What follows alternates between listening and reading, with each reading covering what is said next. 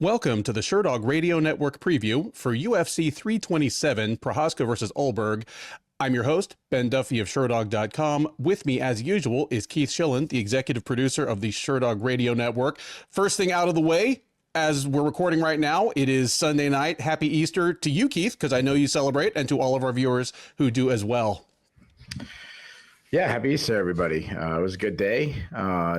Did the usual stuff. Went to church and we had Easter at my house because usually my mom does it, but my dad's been sick, so to keep my mom from cooking and everything, so we just had a smaller, like desserts and stuff. But my wife's from Canada and all our family's up there, so I had to celebrate, just my side of the family. But yeah, it was good.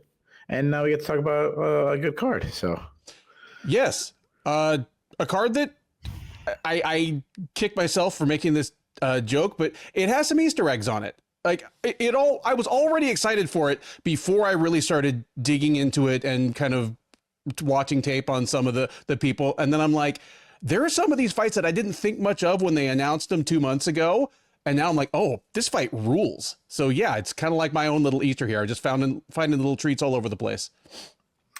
Yeah, I think it's a pretty good card considering what we got. Now, obviously, I got to judge it on the highest level, being that it's a numbered card. I go like a B minus. Like I'm happy with it. It's a deeper card than it is top heavy. The main event is the main event's okay. I think I'm a little downer on this card than you are because of how excited I was for Josh Van versus Tetsuya Taira. I think that's one of the best matchups. That was by far the best matchup on this card, but also I think it's one of the best matchups currently made in MMA.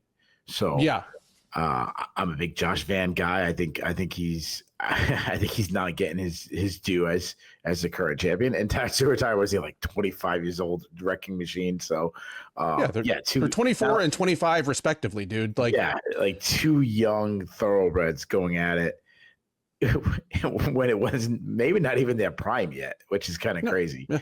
Fighting for the title. So I was super excited. So I think that is left a little bad taste in my mouth. And also, like, when it was canceled. If this fight was canceled 2 months ago, I wouldn't feel it as much. And obviously, they probably would have replaced it with something bigger. Yeah. But the week of the fight, like, that hurts. So, but overall, still, I give it a solid grade. Yeah, B minus sounds about right to me. And if Van versus Taira were on it, it'd be just an A for me, flat out A, not even A minus. Yeah, I would have it obviously much higher if that fight was on it. And I mean, it's definitely. Like, it's deep. Like, there's not one fight on the card where I'm like, oh, here's the snoozer. There isn't that really ugly heavyweight fight. I mean, there's a heavyweight fight, but not that really ugly heavyweight fight where you're like, oh, God, it's going to be terrible. Or the low-level female fight that you're not interested in. Mm-hmm. There's name value. There's action fights. Yeah, I'd be happy if I was in attendance and stuff. Absolutely. And for those who know how we do these previews, this is going to be a fun one because this is not only the most evenly matched UFC card of the year, it might be the most evenly matched UFC card in the last 5 years. There are 12 fights currently on this card. There are only 2 fights that have a 2-1 favorite or greater. Nice. There's only 1 fight on the whole card with a minus 300 or greater favorite. Keith, I'm going to quiz you on these odds as we go up each fight, but I'm going to ask you to guess right now who's the biggest favorite on the card. Who is the only person on this card who is a greater than 3-1 favorite as of the beginning of fight week? Oh, that's tough. Greater than 3-1 favorite. Spoiler, I would not have guessed it if you gave me 5 guesses. Okay. Curtis Blaydes. Okay, so let the record show he guessed Curtis Blaydes, but we'll just go through these as we go up the card. And all right. Yeah, I'm not going to tell you. By your reaction, I think I got it wrong. You know me too. Oh, well. no. I'm going to change my pick. Okay. I'm probably going to disagree with this line, but based on name value and how big of a favorite she's been in the past, I'll say Tatiana Suarez is the biggest favorite on the card. Okay, let the record show that Keith's second pick was Tatiana Suarez. Yeah, that's my final pick. Okay. Any other general thoughts on this one before we jump into these prelims? No, I mean, I think there's some placement on the card that's kind of weird. Not that that's not really a major thing in America anymore, being that you're not paying for it like you were before, so it doesn't matter as much. But and I understand that giving Cub Swanson his swan song, but really Cub Swanson should not be on a main card of a numbered numbered card at in 2026. This above Gamrot versus Ribovics, for example. Yeah, I mean above Pitbull and Pico, above Suarez and Godinez. I mean, Suarez and Godinez might be the number one contender matchup. I'm not saying it is, but it wouldn't shock me either, especially if Suarez wins. And that's again, that's leaving out Weili Zhang, saying Weili, sure, doesn't want to talk. That Mackenzie Dern wants a fight in a couple months, and Weili's not available. Like Suarez wins, she could be fighting for the title. So yeah, that's probably my only knock on it. But again, there's not a fight that I'm really like disinterested in. Yeah, same here. That's not to say we won't have a fast pass. I'm sure there's one coming.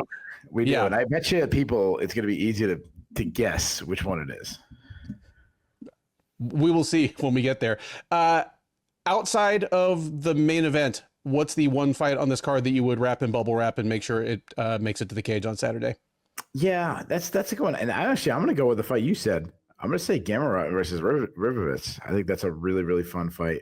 I know it's low on the card, but I think both guys, he's a fun, really good, striker with some jiu-jitsu skills, and Ribovics versus a, well-rounded, wrestle-heavy guy, and Gamrot, when Gamrot's at his top game, he beat anybody in the world. So, I think that's probably the fight I'm looking at forward to most on the prelims and stuff. I would go in that direction as well. Actually, that's the same fight I had. Should we go ahead and jump into this undercard? Yep. All right. The UFC 327 card is still in a bit of flux as of the beginning of fight week, but as far as we can tell, the opening fight is a welterweight contest between Charles Radtke and Francisco Prado. Radtke, the 35-year-old Illinois native, is 11-5 overall. He is 4-2 since joining the UFC as the outgoing CFFC welterweight champ. He's coming in off a win. He choked out Daniel Frunza in the third round at UFC Fight Night Garcia versus Onama last November. He will look to build on the momentum of that win against Prado. Prado, 23-year-old Argentinian, is 12-4 overall, 1-4 in the UFC, and he is on a 3-fight losing streak. He fought most recently last July at UFC 318, losing a close split decision to Nikolai Veretennikov. But again, looking not to lose his fourth fight in a row, so his back potentially against the wall here. Keith, your favorite is minus 180, underdog plus 150. Who are they? I think your favorite fighter, Chuck Buffalo, is the favorite. You are correct. Chuck Buffalo, minus 180. Francisco Prado, plus 150. Is Chuck Buffalo, we're thinking about current. I don't want to go all time, but we're talking about current guys in the UFC. Is Chuck Buffalo on like the Mount Rushmore of nicknames? Oh, absolutely. Absolutely. It's awesome. Dude, all I want for nicknames is for it, like, not to be played out and to have something to do with you. Yeah. And he's just kind of like a physical hoss of a dude from the Midwest. And yeah, just not to be stupid or offensive. Like that's it. It's not that, or just don't have a nickname. You don't need one. Like, you're American. You're not Brazilian. You don't have to have a nickname. No, I think Chuck Buffalo is a great nickname. And Charles Chuck Buffalo Radtke is a surprisingly good fighter. If there's a theme to this undercard for me, it's guys that are doing better in the UFC than I thought they were before I really took a look back. And Radtke and Prado fall in that category. Certainly, there are a couple other fighters on the undercard that I could say the same of, but I thought Radtke's performance. Hold on a second. I think Prado is better than his record says. His record doesn't suggest that he's that good. Oh, Prado's not one of the ones I'm counting there. Like, Radtke is better than his record suggests. Like we were talking about Stuart Nickel. Mm-hmm. His skills. He's only 23 too. Yeah. Like, Stuart Nickel is one of those guys. Luis Gourlet fought earlier this year. Guys that like are going 0-3, 0-4 in the UFC, and they're not bad fighters. Just bad luck running into the wrong guys. Anyway, we've got enough of tonight's fights to talk about without going down memory lane. But I thought Radtke's performance against Frunze might have been his best performance in the UFC. And I say that about a guy that has 2 first-round knockouts. Because what I liked about Frunze is, the Frunze fight is, I saw him win a fight without knocking the guy out in the first round. He kind of showed he had the wherewithal to win rounds against a not bad fighter that he couldn't just blow away with haymakers in the first round. He is a wrestle boxer, and we've got a few of them on this card, so I'm going to lay this out right now. Like, being a wrestle boxer is only effective when you have the mental wherewithal, the fight IQ, to know when to switch gears between the two. What makes wrestle boxers effective is the threat of the takedown sets up the punches. You know, the punches set up the takedown. If you're a guy that can wrestle and box, but you don't know when to switch between the two, then you're just kind of alternating between being 2 different kinds of one-dimensional fighter. What I saw at Radtke against Frunze was he got easy takedowns. And it's not just because he has a great double leg from the outside, even though he has a good one. It's because he shot them when Frunze wasn't expecting it, or when Frunze was worried about something else. So he got easy takedowns, and then once he was on the ground, methodical. Like, absolutely stayed busy enough not to get stood up or warned, chipping away with short punches, not letting Frunze go anywhere, just wearing him out, like making it so that you had no question who's winning those rounds. So, and he ended up getting the finish, which is even better, because if that had happened this year, he would have gotten an automatic bonus on top of his win bonus. But yeah, I thought it was a comprehensive performance against a decent fighter in Frunze. It means that Radtke at 35, going to turn 36 this summer, might be turning a little bit of a corner. I still don't think he's like a future contender at 170, but he looks to be a guy that might have some staying power. He might slot into that welterweight action fighter, you know, the guys that kind of occupy the space between number 12 and number 25 in the division.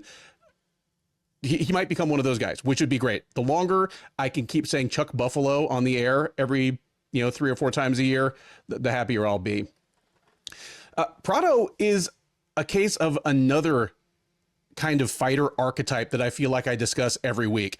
Somebody that comes up from a regional scene, having overwhelmed everybody with just aggression and raw physical talent, and has to make serious adjustments once they get to the level where they can't do that to everybody.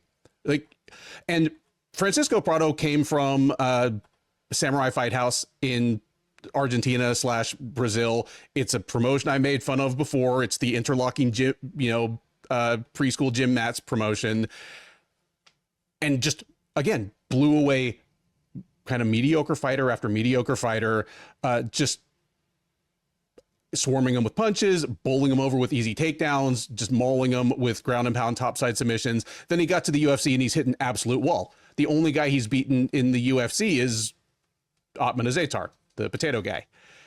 Everyone else, we figured out, okay, Francisco Prado is kind of a tweener. If he could get it under control, he'd probably make a pretty solid lightweight, but he's kind of a stocky, blocky, short reach welterweight. And while he is a good athlete, like he's fast, dynamic, powerful, explosive, the actual big bodied welterweights that he's faced, I mean, Jake Matthews, threw him around like it was nothing. Nikolai Veretennikov, even though I actually scored that fight for Prado, Veretennikov just isn't that good. And he arguably beat Prado. So Prado's kind of hitting a wall here, and he's just running into the absolute wrong guy right now, because Radtke has turned into exactly the kind of guy that is going to fight his best fight against Prado. He's going to realize right away that he has reach on him, and his biggest danger on the feet from Prado is probably individual big punches and big kicks. I think he's going to manage distance against him. I think Prado might be able to take Radtke down. I think Radtke can almost certainly take Prado down. And after the Frunze fight, I think he will be smart enough to do so when it suits him best. So I don't normally go in Keith's direction and do a lock of the night thing, but on a card full of very close betting lines, this feels to me like one of the easier fights on the card to pick. Radtke looks like he was already a UFC level welterweight and is now becoming an interesting UFC welterweight, whereas Prado has not proven that he is one at all yet. I think Radtke beats Prado. I'm going to say he actually gets it done late again after kind of dominating the fight. So give me Radtke by third round. I'll say TKO on the ground after probably winning the first two. Gives Prado his walking papers. Prado is still just 23 years old. He might be back. But yeah, Radtke, my lock of the night. Wow. You are big on Chuck Buffalo. I love Chuck Buffalo. I mean, it's definitely one of the best nicknames. I feel like he should be like going on tour in the 1800s, like standing on a like bucking bronco as he's shooting targets and married to some woman named Sally Mary Sue or something like that. And his oldest kid, he had to deal with a tragedy. His oldest kid dying of yellow fever and stuff. But we got a Chuck Buffalo. We also had a Potato Man reference. So we are off to a good start. I think Charles Radtke was a guy when he first came to the UFC. I thought he was going to be one of these guys, a couple fights in the UFC and be out, but man, he has looked better and better each fight. He's big for the weight class. Fairly well-rounded guy. I think his striking is really coming along. He presses his opponents really well. He's got good hand speed, throws straight shots down the pike. He's got a good hard left hook. He's obviously shown power in many fights. He knocked Gilbert Urbina out with the left hook. Even like a dynamic striker like Blood Diamond, he hurt him on the feet. Dude, good kick. Just real quick, can you believe he was brought in as just a setup win for Blood Diamond? I know, and he's way better than him. He throws hard kicks. His defense is the issue. He's been hit a bunch. He's been hurt a bunch. He doesn't move his head. Carlos Prates crushed him with a body shot. Obviously, that lost his age well. He can close the distance and he can work in the clinch. You mentioned his takedowns. I mean, he gets takedowns. He's pretty good wrestling. He wrestled a lot in his last fight. Not the best defensive wrestler, but the fight hits the ground. He's a good grappler, good back takes. He isn't a big submission threat. He has 2 subs. And he's taken a lot of damage. I mean, he was knocked out by Mike Malott, so I'm worried about his durability. I think I'm a little higher on Prado than you are. I mean, the guy, he's got like 6 or 7 fights in the UFC, and he's only 23 years old, so that's pretty impressive already. That's good experience, and he's kind of growing on the UFC scene. Like that's where he's getting his experience. You mentioned it. He is undersized. I think he'd be better off moving down a weight class. But he's, I think he's well-rounded. He's a pressure fighter. He's got some clean boxing. He will sometimes look for his left hook too much. He's got plus power, and he should be continuing to add power as he ages. He really springs into his shots. He throws hard hooks. He loves some spinning attacks. He throws a lot of kicks. I don't mind his footwork. He's got good footwork, a lot of L-stepping. I wish he would move his head more than just his feet. He can wrestle, and he wrestles a lot. He's got some pretty good entries. He's physically strong. He'll grab his foe and like to pick him up and slam him. When he gets to the ground, not the best control, not the best takedown defense. He does struggle to get off the bottom. If he ends up on top, he has mean ground and pound. He's actually the bigger submission thrower of the two. He's got 6 subs on his record. He had Jamie Malarkey in a deep Kimura in that fight. He has gassed out a little bit, but he's so young at 23. He can make big improvements in all the areas that has weaknesses. So I think it's a fun scrap. I think they're actually very similar. I see the biggest advantage is Radtke's offensive wrestling versus Prado's defensive wrestling. I think the line, I think the fight is a little closer. Like I'm not nearly as confident as you are. I do think we have a war, but I'm going to say Radtke's takedowns win him close rounds. Give me Radtke by decision. Next up on the UFC 327 undercard is a middleweight matchup between Kelvin Gastelum and Vicente Luque. Gastelum, the 34-year-old Arizona native, is 20-10 with 1 no contest overall. He is 14-10 with 1 no contest since joining the UFC as the middleweight winner of season 17 of The Ultimate Fighter. He is 8-7 at middleweight. He won tough at middleweight, cut almost immediately to welterweight, or well, almost all the way to welterweight, was forced back up by the UFC. And it actually ended, actually ended up being a good move for him, as he fought his way to an interim title shot against Israel Adesanya and was kind of the first UFC fighter to give Adesanya much of a fight. But nonetheless, 8-7 at middleweight, and has alternated losses and wins for the last 5 years running. He's coming in off a win. He fought at Noche UFC last September, where he won a unanimous decision over Dustin Stoltzfus. So he would like to break that pattern, win back-to-back fights for the first time since 2018. It has been almost 8 full years since Kelvin Gastelum won 2 fights in a row. He's going to try to do it here against Luque. 34-year-old Brazilian by way of South Florida is 23-12-1 overall. He is 16-8 since joining the UFC out of season 21 of The Ultimate Fighter. He is on a 2-fight losing streak. He fought most recently back in October at UFC Fight Night Oliveira versus Gamrot, where he dropped a unanimous decision to Joel Alvarez. So he's looking to snap the losing streak there. Keith, this is the second biggest line on the card. Your favorite is minus 225, underdog plus 180. Who are they? I mean, I know this is Luque's hometown, and Gastelum doesn't win 2 fights in a row, so you kind of messed me up on that one. But I was leaning towards Gastelum, but you make me question it. I'm going to stick with Gastelum as a favorite. You are correct. Kelvin Gastelum is minus 225. Vicente Luque plus 180. Keith, if it sounds like I'm giving you a hint during the intros, don't, because I prefer to see you mess up on this. It's better Okay. TV. Okay. But no, I'm playing it straight. Gastelum is minus 225. Vicente Luque plus 180. Keith, this isn't the fight on this card I'm least excited to preview, but it might be the one on the card I'm least excited to watch. Like, there's no outcome of this fight that's not depressing in some way or another. 100%. Tell me I'm wrong and tell me who wins. You're not. Like, I mean, you could. I would say there is one outcome that doesn't feel sad. Like, I'm a bigger Luque fan than I am a Gastelum fan.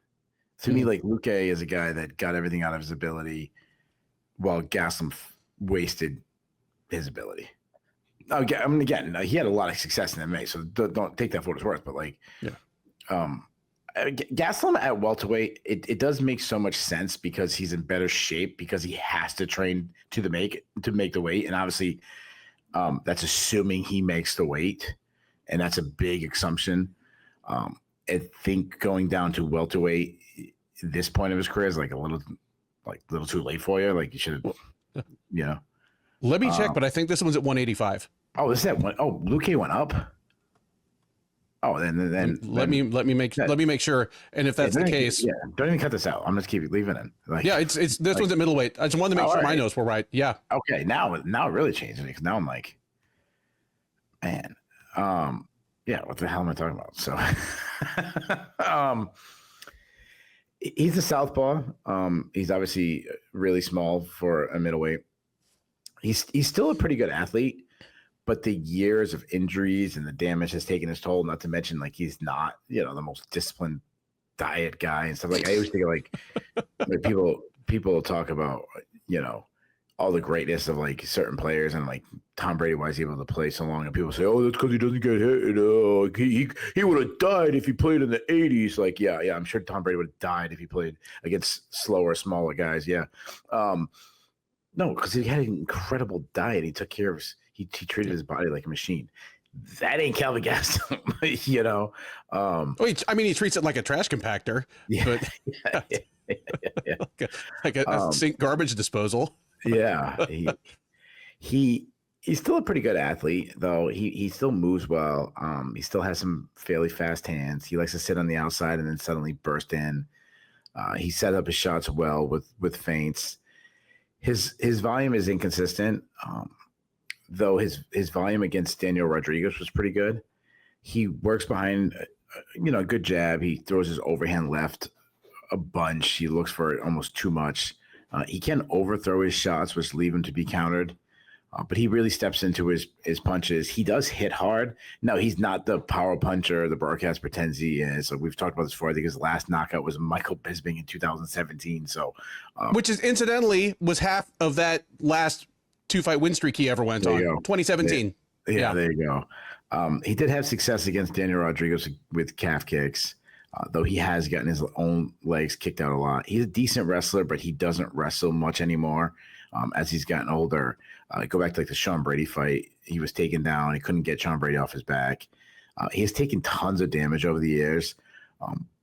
But to his credit, he does have a pretty good chin. Luque, I like him moving up to middleweight. I mean, usually I'd say it's a desperation thing, but like at this point of his career, you know, his durability is starting to fade on him. Get a little, you know, get 15 pounds of water in there. I think that's probably good for him. He's a pressure striker, tons of volume. He marches down his foe. He is a boxer, fights behind a high guard defense, works behind a jab. He keeps his power shots tight and crisp. Straight shots on the pike. He attacks with big combinations. His hand speed isn't what it used to be. Maybe moving up to middleweight, he'll look faster. I go back to like the Joaquin Buckley fight. He really struggled with the speed of Buckley. When he gets in the pocket, he unloads big, violent shots. I mean, he showed he still has some power against Tempa Garembo. He lacks head movement, and he's a guy that he'd rather shoulder roll and deflect shots. He'll walk forward and eat a shot or two. And that's a problem at this age. He used to be one of the most durable fighters in the UFC, but that just isn't the case anymore. I think he might be. I don't want to say he's shot, but he's shown huge. Yeah, I mean, he might be shot. He's shown big signs where he can't eat the shots that he used to. Moving up to middleweight, maybe he gets out of the way of those shots better, or maybe he's eating shots from bigger, stronger guys. So he throws some hard calf kicks. He's always been an underrated offensive wrestler, not the best defensive wrestler. I always go back to like the Bilal Muhammad fight with Bilal Muhammad turned him into a takedown dummy. But I mean, Muhammad's really good. I've seen him pull guard before, which is kind of weird. He has a good grappler though. He's got 7 subs. He loves Darce chokes. He caught Garembo an anaconda choke. He's hard to sub himself, and he's got good cardio. Like, and he's got a good mindset. Like, he can get hurt, and he's not going to give up. What I hate about this fight is I think both guys are past their. I mean, not think. I know they're both past their prime, and the weird thing is neither guy is old. You know, they're just very. They're both 34 years old, and their birthdays are like 4 weeks apart. Yeah. They're just, you know, they're a car. It's the miles. Yeah, they're a car that like is used all the time. The guy's jumping on the highway driving to work an hour and a half both ways. Like, that's who these guys are. This is not like my neighbor who retired and he's had the same truck for like 20 years now and he barely goes anywhere. Man, I really want to take Luque. I just think Gastelum's still quicker. I think he lands the better shots on the feet. I'll say Gastelum finally breaks the streak. I'm going to say Gastelum wins the decision. He wins 2 fights in a row. My whole take on this fight was even the thought process you described is pretty much the same. And the funny thing is, yeah, obviously these guys are both very shop worn. They both got those city miles on them. I mean, not just city miles, like they're like Uber Eats cars that, you know, but Luque's, the aging process for Luque he's slowed down a lot, and his style always ran on a ton of durability. And as that has faded, it's been tougher and tougher for him to do Vicente Luque things. His best chance of winning this is probably to use what is still probably the best front headlock in the UFC and catch Gastelum coming in, you know, either with a Darce or an anaconda choke. I don't think we see that, mostly because Gastelum's going to be too lazy to shoot takedowns. Give me Gastelum by decision as well. Lightweights are up next at UFC 327 as MarQuel Mederos and Chris Padilla square off. Mederos, the 29-year-old Texan, is 11-1 overall. He is 3-0 since joining the UFC out of Season 8 of Dana White's Contender Series.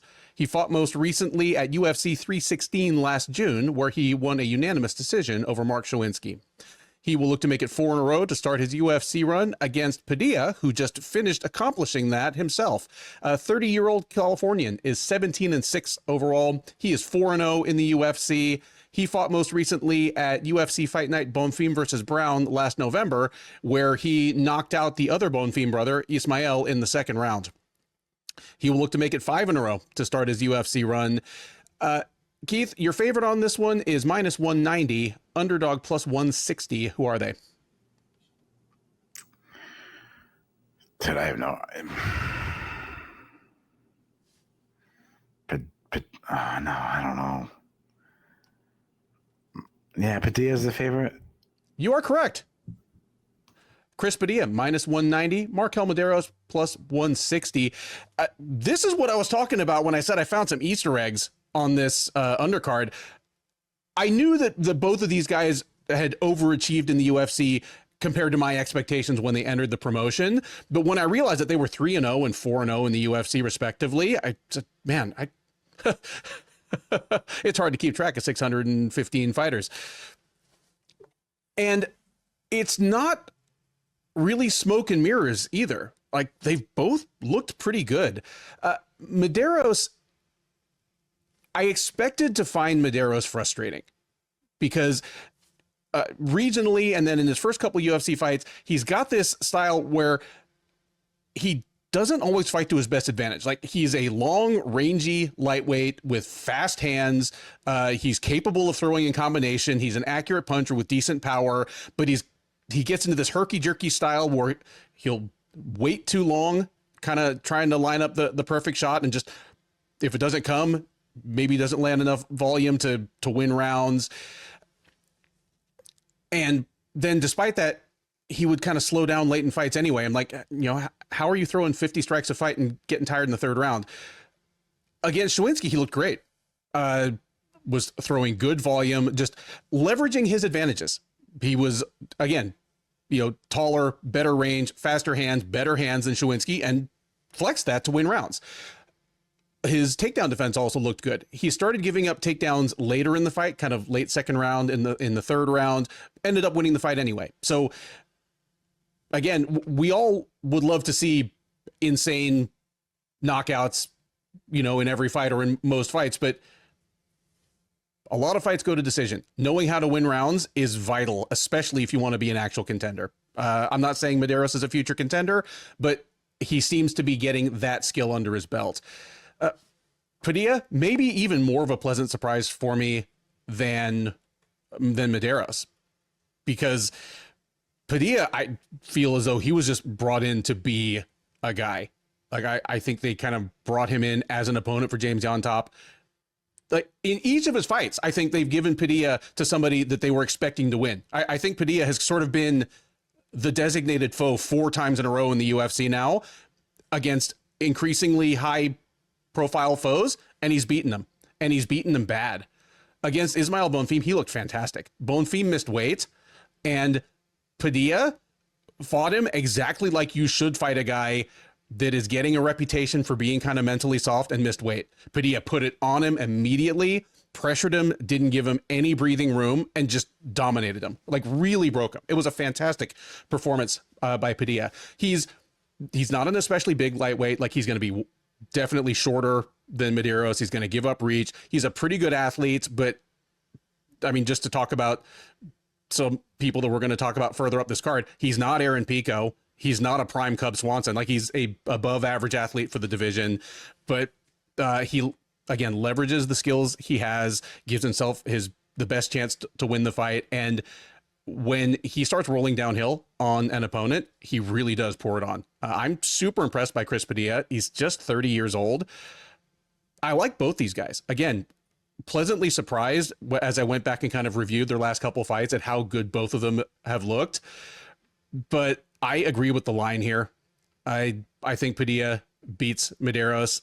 For him, it's going to be about being on the front foot, not letting Mederos dictate the range, maybe taking him down. Like, Mederos's takedown defense looked pretty good in his last fight against Shawinski, but I think if Padilla tries, he can take Mederos down. And if he tries and doesn't succeed initially, I think that still helps him in the striking. So give me Padilla by decision here, but I think this is going to be one of the more exciting fights on the card and sneaky relevant. Yeah, I totally agree. Padilla, I mean, I saw Padilla fight in person a couple of times at CES, and I didn't think this guy was anything special. I mean, he lost to a guy I grew up with, Nate Andrews. I consider Nate Andrews a friend. If you told me that, and it's not, obviously I'm not knocking Nate, but if you told me Chris Padilla was going to go on to start off, for one, reach the UFC, but then also start off 4-0 and look in beating some pretty good guys, I'd be shocked. Mederos, on the other hand, no, like he looks like, especially on the feet. Padilla, he isn't the best athlete, but he is way more well-rounded than I thought. He's a pressure striker that is intelligent. He's fairly technical on the feet. He fights behind a high guard defense. Not the very fastest guy, but I like his boxing. He works behind a good jab. He works the body well. He has some power. He's got a big kicking game. He attacks the calves well. He will throw naked calf kicks, so I'm worried about that. But I mean, he blasted Rongzhu with a perfectly timed step-in elbow. He'll close the distance and grind the clinch because he has a big gas tank. He can get takedowns, especially from the clinch. I still wouldn't call him a powerful wrestler, but he gets enough takedowns to win rounds. Busy ground and pound. He's got 5 subs on his record. Mederos, he fights out of both stances. He's constantly switching it back and forth, kind of getting his opponents guessing. He's fast hands, accurate, throws straight shots down the pike. He likes to counter strike. He sets up his shots well to kind of draw out feints. Good at fading back and countering, especially someone like Padilla who's going to bring a pressure to him. So you could see him maybe trying to catch Padilla coming in, but he'll work the body. He hits hard. He has 6 TKOs. He throws hard calf kicks. I like his step and knees. A weaker offensive wrestler, and I would say a poor defensive wrestler. I'm not sure about his get-up game, though. There's times he gets back to his feet quickly. There's times he struggles to get back up. But his submission defense is strong. So I'm with you, man. I like this matchup a lot. I think both guys are underrated, though they shouldn't be, being that they're combined 7-0 in the UFC. I would say Padilla is more well-rounded, while Mederos probably has the more upside. If you ask me, who could reach the top 15 one day, I'd probably lean towards Mederos. I've bounced back and forth with them. I think the line's a little too big. I think Padilla could be, like minus 140, minus 130. That would make a little bit more sense. Well, I do think Mederos, if one guy just absolutely trashes the other guy, I think it's Mederos trashing Padilla. I still think Padilla, what I like about him, he has this, like, he puts himself, like I think it was perfect what you said against Bonfim. He puts himself in position to win. He understands what he has to do. He gets himself there. I think we're going to have some close rounds, but I think Padilla is going to win the close rounds due to some takedown and some top control. Give me Padilla. I'll go split decision. Next up at UFC 327 is a strawweight matchup between Tatiana Suarez and Luque Godinez. Suarez, the 35-year-old Californian, is 11-1 overall. She is 7-1 since joining the UFC as the strawweight winner of season 23 of The Ultimate Fighter. She's coming in off of a win. She fought at Noche UFC last September, picking up a unanimous decision over Amanda Lemos. That allowed her to bounce back from her lone career defeat thus far, which was her title shot at UFC 312 a little over a year ago, where she looked, frankly, badly overmatched against Zhang Weili. So looking to put that fight a little further in the rear view, make her case to stay in the title picture against Godinez. 32-year-old Mexican by way of Canada, now by way of Mexico again, is 14-5 overall. She is 9-5 in the UFC. She is coming in on a 2-fight win streak comprising both of her cage appearances of 2025. She took a unanimous decision over Julia Pilastri in March, and then at UFC 319 in August, won a unanimous decision over Jessica Andrade. She'll look to make it 3 in a row and separate herself from the pack, insert herself into the title picture herself. Keith, your favorite is minus 160, underdog plus 130. Who are they? Well, being that I picked Suarez to be the biggest favorite in the card, I'm going to say Suarez is the favorite, but apparently I was wrong. Obviously, I was wrong about who's the biggest favorite. She is a favorite. She's minus 160. Godinez plus 130. For those keeping track at home, Keith is perfect on guessing the odds so far. there is a time not that long ago, say 2 years ago, on the tail end of both of their longest win streaks of their careers, that Suarez probably would have been a minus 600 favorite against Godinez. Yeah, 700, 800. That's actually something I was going to say, like that she's, yeah. And now I'm like, oof. And if Suarez is even remotely as advertised, I'm not even saying if she's the woman we thought she was going into the Zhang fight. If she's even the woman she was in the Lemos fight, this should be a very friendly matchup, because we're meant to believe that everything Lupe Godinez does, Suarez does better, and on top of everything else is bigger, and they're different kinds of athletes, but a better athlete in some ways. I mean, I'm trying to think of a fighter who lost more shine in one loss than Tatiana Suarez. Like the comparisons I can make are all unfair. I'm coming up with names like Kimbo Slice. Like, it's not fair to compare like a decorated, dedicated combat sports athlete like Tatiana Suarez to novelty flash in the pan type fighters. But Suarez in the space of one fight went from, oh, this is the champ in waiting, this is the only woman in the UFC right now that might beat Zhang Weili, to, is Suarez ever going to fight again? Is she ever going to win again? Yeah. Even after the Lemos fight. And what's the Lemos fight? That's her 6 months ago beating probably a top 5, at least top 7 fighter in an uncontroversial unanimous decision. But I get it, because even against Lemos, like, Suarez looks so dilapidated physically, and it's not surprising that this was coming. Her health struggles over the years are a matter of public record. On some level, everything she's done, even just surviving 5 rounds against Zhang Weili, is overachieving in a certain way. We're talking about a woman that's had, like, she's beat cancer, she's had major surgeries, like neck, spine surgeries that she's come back from. Knee surgeries, yeah. Knee surgeries. They appear to be catching up with her, because she just looks so much slower and less dynamic than she did 3 or 4 years ago. These are probably still 2 of the 3 or 4 best wrestlers in the strawweight division, or maybe in like any of the women's divisions, but it's just not the same. Suarez at her best, I mean, she could shoot like a blast double from outside, and she was good at it, but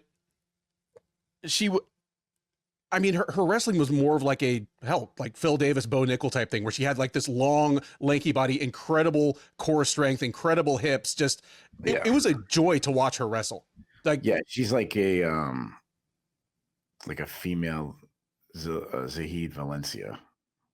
Okay, I'm not as familiar with his body of work, but like similar build, and like you watch him, you're like, man, he gets takedowns, but he never looks like dynamic with it, but he uses those long arms. Or I mean, if you want to know what we're talking about, just Google like any of Ben Askren's international or like NCAA wrestling. Yeah, so Ben Askren, that's actually what I was gonna build off. Like, Bo is way more scrambly, while and the lead is more like your traditional, but he uses those long arms, he gets a takedown. Like, Bo has a very Ben Askren style, the funk style, throwing, like, Bo would throw these cradles all over the place and stuff. Yeah. Phil Davis is a pretty good comparison. Because Phil would get takedowns like that, but then he was much more of a conventional like wrestler once he got you down. Like, it was more methodical. There's no funk to, like, he's a funky interview, but so assuming that Suarez is in good competitive condition, at least, to the extent that she looked against Lemos, I'm excited for the clash of styles wrestling, because Godinez is the opposite. Like, she's short, stocky, explosive. She can get kind of, judo style trips and throws from in close, but she can also shoot a shot from outside. I'm talking around this a lot just because I got so excited just kind of watching these women wrestle on tape as I prepared for this. But my guess is that the wrestling kind of nullifies. I think this might turn into one of those, grappler versus grappler, wrestler versus wrestler type fights, where they just, it either nullifies or they game plan a little too much respect around, you know, their opponent's strengths there, and this kind of turns into a boxing match. If it's a boxing match, I like Lupe. Just, she's quicker. I trust her gas tank more in round 3, especially if they haven't been wrestling much. I'm going with the upset here. Give me Godinez to win a decision. I would love to see some high level wrestling here, but like I say, I'm guessing what we get is a medium paced striking battle. Give me Godinez to win 2 rounds out of 3. Yeah, there's a guy I was trying to remember his name that reminds me of Lupe with his wrestling. He ended up wrestling, actually representing Mexico, or maybe this is gonna be really bad. Maybe representing Puerto Rico, but he did not. He's American. He took second in the NCAA's one year. I'm trying to think what his name was, but anyways, his Lupe reminds me of him. The one thing that I will like die on this hill saying that you said you got wrong was you said trusting Lupe. Like, that's the probably thing Lupe. Everyone knows my love affair with Lupe Godinez.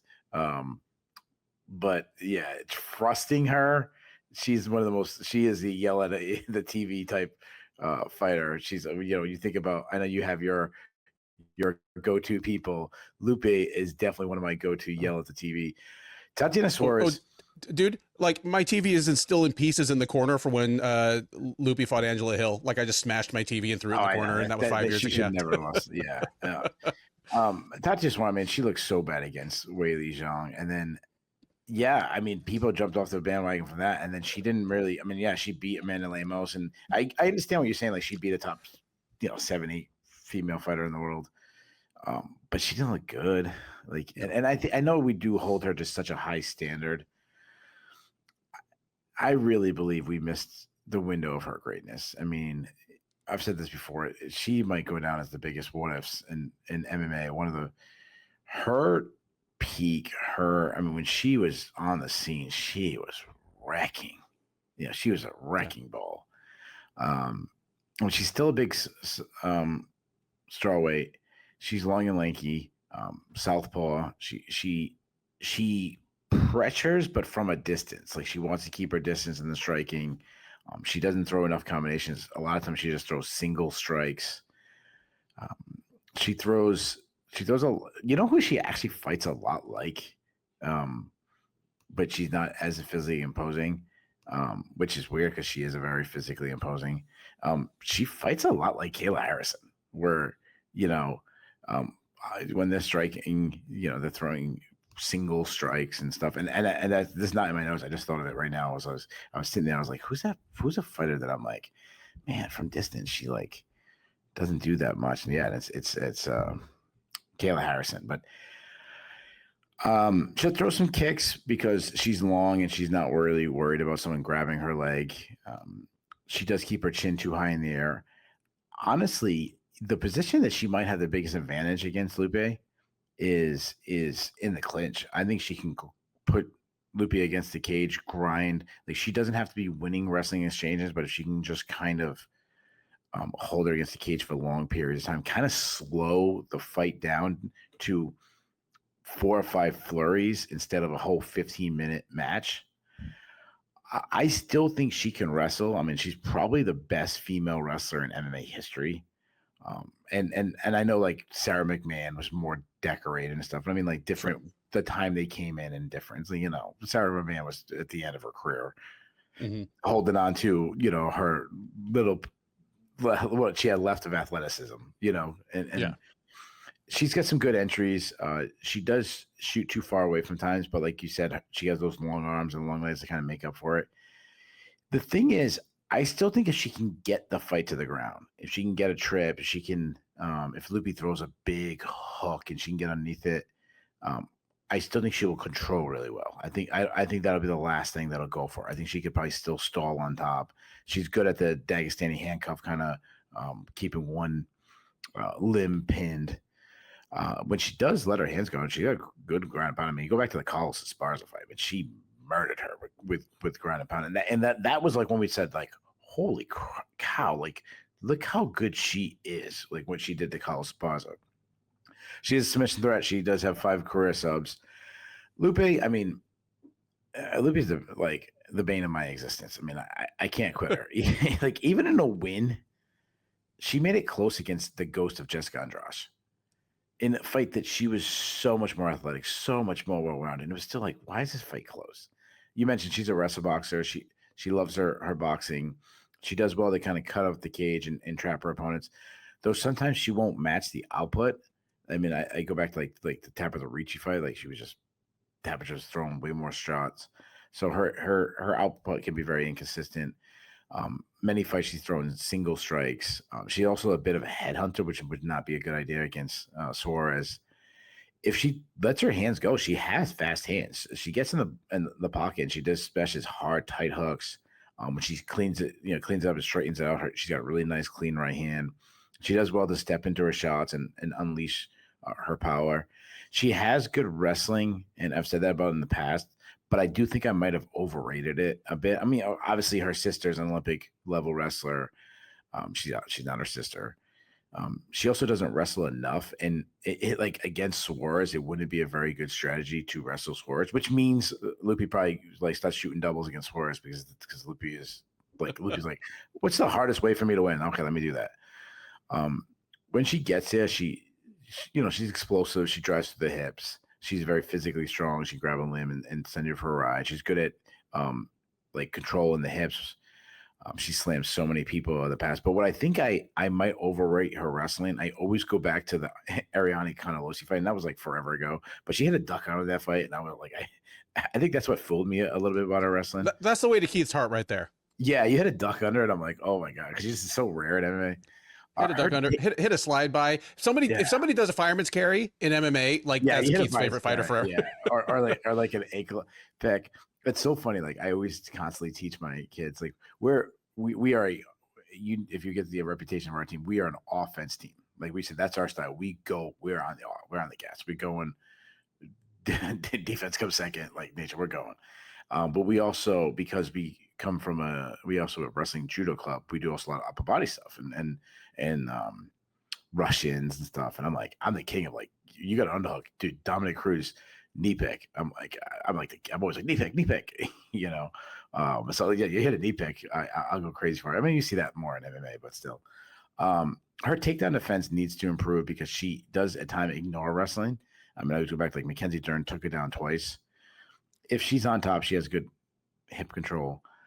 She saw some good BJJ. I mean, she hit a belly down armbar in the past. She got a rear naked choke against Elise Reed. She showed good submission defense against Dern.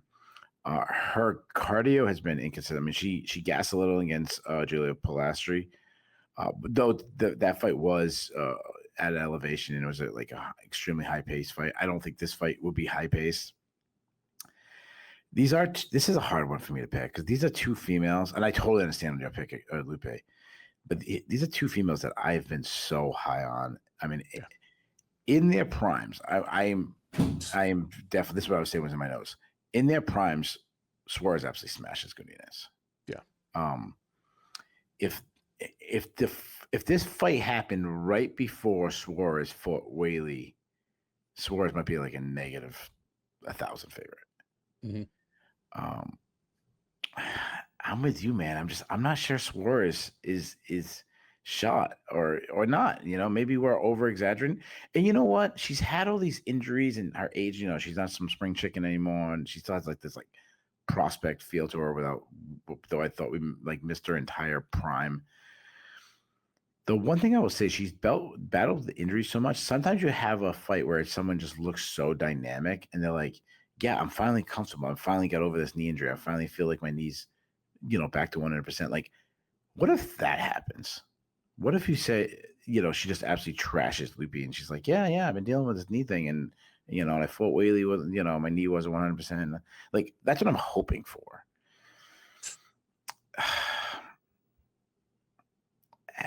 It's Lupe. Lupe should be L-stepping, jabbing, throw a couple power punches, L-stepping, jabbing, stay away from the cage. I don't trust Lupe.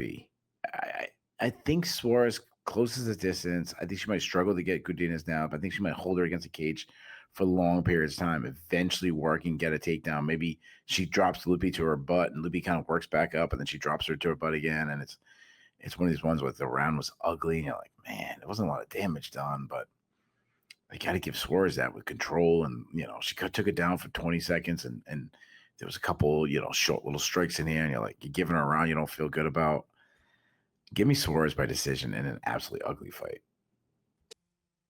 We head back to the lightweight division at UFC 327 as Mateusz Gamrot and Esteban Ribovics find themselves inexplicably and strangely on the prelims. Gamrot, the 35-year-old Pole, is 25-4 with one no contest overall. He is 8-4 since joining the UFC as a former two-division champ in KSW. He held their lightweight as well as featherweight titles. He is coming in off a loss. In his defense, it was against Charles Oliveira, who is the man. He faced him last October in the headliner of UFC Fight Night 261, where he got himself rear naked choked / face cranked in the second round. So he's looking to bounce back from that loss against Ribovics. 29-year-old Argentinian, 15-2 overall, 4-2 since joining the UFC out of season 6 of Dana White's Contender Series. He's coming in off a win. He fought most recently at UFC on ESPN Tyra versus Park last August, where he won a unanimous decision over Elvis Brenner. Keith, your favorite in this fight is minus 175, underdog plus 145. Who are they? I'm going to say Gamrot's the favorite. You are correct. Gamrot is your favorite. To what extent are you still on the Gamrot train? I mean, I'm not even asking you if there's a clear path to the title picture for him, because that's probably not it. But yeah, just kind of let me know where you are on these guys and who you think gets it done. I like both these guys. I like both these guys a lot. I'm still on the Gamrot train. I mean, I know he's getting up. How old is he, you said? He's 35. Oh, God, he's older than I thought. I was thinking like 32 or something like that. Wow. I mean, Gamrot, he's like, he doesn't get enough credit as a wrestle boxer because he's not built that way. When we think of wrestle boxers, like when I think of wrestle boxer, I always think of like Chad Mendes, like shorter. Yeah, you think of the burly, like he's built like Tony Ferguson. Yeah. He's built like Tony Ferguson. Yeah. Yeah. Like I think of Frankie Edgar. I think of Chad Mendes. I think of these guys. He's a big lightweight. He's very athletic. He's a southpaw. He moves well. He cuts angles well. I've said it before. He's been in my notes forever. He's an underrated striker. He's technically sound. He switches stance in mid attack. He's got some tight boxing. He's got some fast hands. He's accurate. He loves to get in the mid range and unload, but still close enough to attempt a takedown, which I love. Like sometimes he'll throw a strike into a takedown, like almost. Like I'm not even like setting up, like I'm throwing strikes and then I'm shooting. Like he will throw something high as he's entering in, so he's like kind of punching you in and grabbing your leg at the same time. He has some pop. I mean, go back to like the Armin Surrogate fight. He almost knocked him out. I mean, that was a long time ago, but he does best when he's all the way in, all the way out. He wants to be the one pressuring. That's why he hated the pressure from Dan Hooker. He uses his size well in the clinch. He's a guy that what I love about him is he'll work every position in the clinch. Like he's kicking his opponent's legs. He's one fight he was standing on their calves. Like he's a tremendous wrestler. He's so good at getting to the second level, cutting angles. He'll drive through your hips. He did struggle to get Beneil Dariush down, and some of that was because he was shooting too far away. And Dariush is a very good wrestler. He can get stuck under a sprawl. His best entry is probably the single leg, and he likes running the pipe. Very good winning scrambles. If he gets to fight the ground, he has good top control. Not a big submission artist though. He will look for leg locks, which I hate. He does use them to kind of get from the bottom to kind of create a scramble and get up. He also does a lot of Granby rolls, which you don't see a lot, but he's good at it, and he's his scramble style. He needs to have a good gas tank. Rivas, he's a very good athlete. He switches stance a lot. He has insane volume on the feet. Tight boxing, not many tells. He has fast hands. He's got an incredible jab, follows with combinations, constantly attack. Like his last fight, he was not only just throwing combinations, he was constantly throwing big combinations, 5-6 punch combinations. He works the body well. He hits hard. Now he can load up a little and chase a KO and get wild with it. So that's something he needs to tighten up, especially against, you don't want to headhunt and, against a guy like Gamrot. He likes to go airborne, which is fun, but again, something I don't know if you want to do against Gamrot. He had that insane KO, high kick KO of Terrence McKinney. He does defensively need to move his head a little bit more. He's not much of an offensive wrestler, and he's a weaker defensive wrestler, but he's a very good grappler, though. He wins scrambles when he's grappling. He's a bit of a Kimura specialist. He tends to hit them from everywhere. He's improved his ability to get off the bottom. We saw that against Komala Kirk, however you say his name. As the fight went on, he was getting up. And he's got good cardio. He's going to go hard. So I think this is such a fun fight. I think we could set some all-time great scrambles. The problem is, I just think this is a tough stylistic matchup for Rivers. I don't know if Rivers can stop the takedowns of Gamrot. Gamrot has taken down much better wrestlers than Rivers. I think Gamrot wrestles a lot. I think he cruises to a decision win. I love kind of your bullet points on Gamrot, because my top note on Gamrot since his UFC debut has been that he's just one of the smartest, most well-coached, well-rounded fighters in the entire UFC. Like at this point, I've sort of resigned myself to, yeah, he's probably never going to make it to a UFC title fight. But having said that, he still has never given away a fight. Like his 3 losses in the UFC, one was just Charles Oliveira is a better fighter. Charles Oliveira is one of the greatest fighters of all time, and he's a great fighter in ways specifically that make it hellish for a guy like Gamrot. The rest of them, razor close split decision against Dan Hooker, competitive decision against Beneil Dariush. But in each case, he and his team had clearly scouted the opponent, and he'd put himself in the best position to win. Like Gamer is kind of a weird nickname until you watch him fight a few times. Like, okay, yeah, that makes sense. You're kind of a gamer.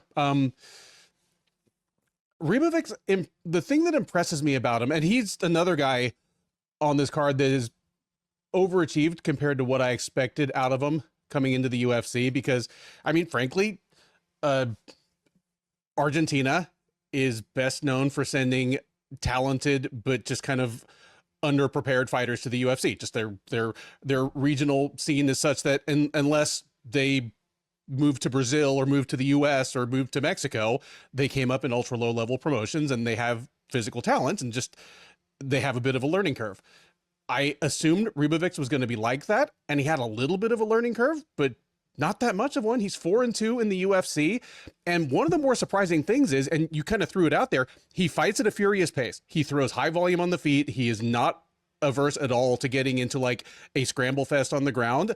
And you combine that with him having kind of a big muscular build for the division, you would not expect him to have 3 rounds of good cardio, but he does, which, I mean, that's fantastic. That contributes to his upside as a potential future contender one day.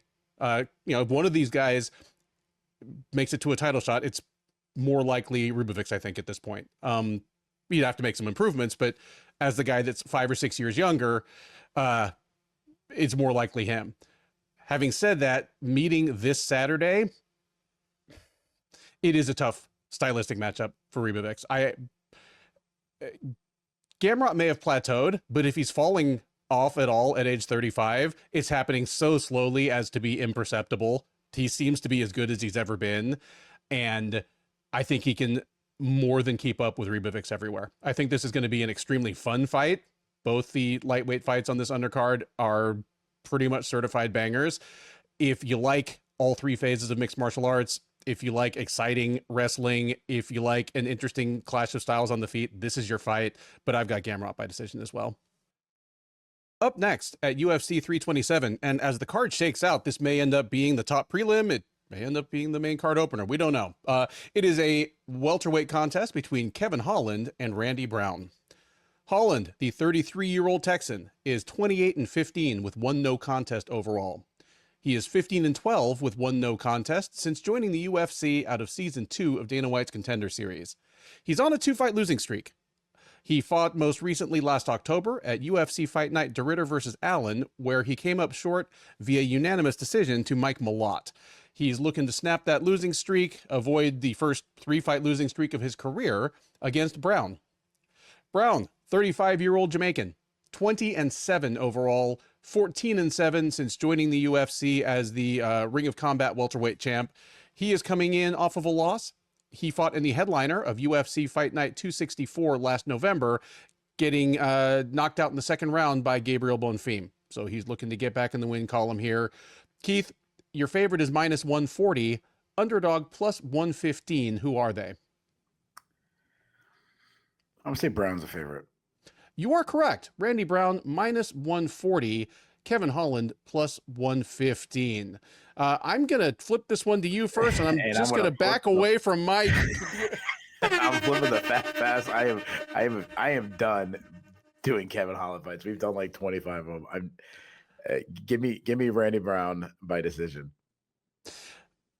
Same here, Brown by decision. If you are looking to bet on this fight, one, punch yourself in the face and go outside and touch grass. But if you really must, like, flip a coin to see whether you get good Holland or bad Holland. But I've got Brown either way. I think he's just a better fighter at this point. Yeah, and bad Holland has been showing up a lot more. I don't know. He's not motivated Holland, that's for sure.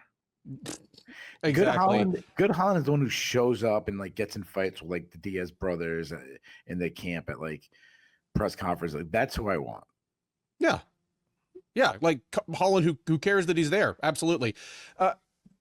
So my wife was out of town for the weekend. She and her sister went on a road trip to a wedding. They went into the Texas Hill Country to a town called Fredericksburg, which it's a gorgeous place. It's a great kind of getaway place because it's not far from like San Antonio, Austin, any of the kind of central Texas stuff, but it's out in the country. The big thing in Texas is bluebonnets. In the Hill Country in March, you'll just get literally like miles, just acres of bluebonnets. It looks like something out of a fantasy movie. It's just unbelievably gorgeous. People will take trips out there just, to take photos of it and to be there. Nice. But Fredericksburg is very deep in Texas's history and culture of being like a place where German and Czech immigrants came. So you get a lot of like very German and Czech and Polish style food out there. And she came back with just this ridiculous haul of like strudels and sweet rolls. And then she stopped at 2 different Buc-ee's on the way home. And for those of you that don't know, like, fuck Disneyland, Buc-ee's is the happiest place on earth. Buc-ee's is awesome. If you don't need a place with 56 gas pumps and 56 sparkling clean bathroom stalls in your life, you're not American. Yeah, but if you don't need to buy art from that's hanging in the bathroom. Like... so she comes back with all the baked goods from actual Fredericksburg, and then from 2 stops at Buc-ee's, she's got like the bags of like the spicy popcorn and jerky and stuff. I've eaten so much salt this afternoon. I don't wear my wedding ring around the house. It just stays on the shelf with like my wallet and keys for when I go out. But if I had it on right now, I wouldn't be able to get it off. I'd be like all swole up from like sodium. Well, you just said your wife was out of town. Of course your wedding ring was off, brother. A bachelor.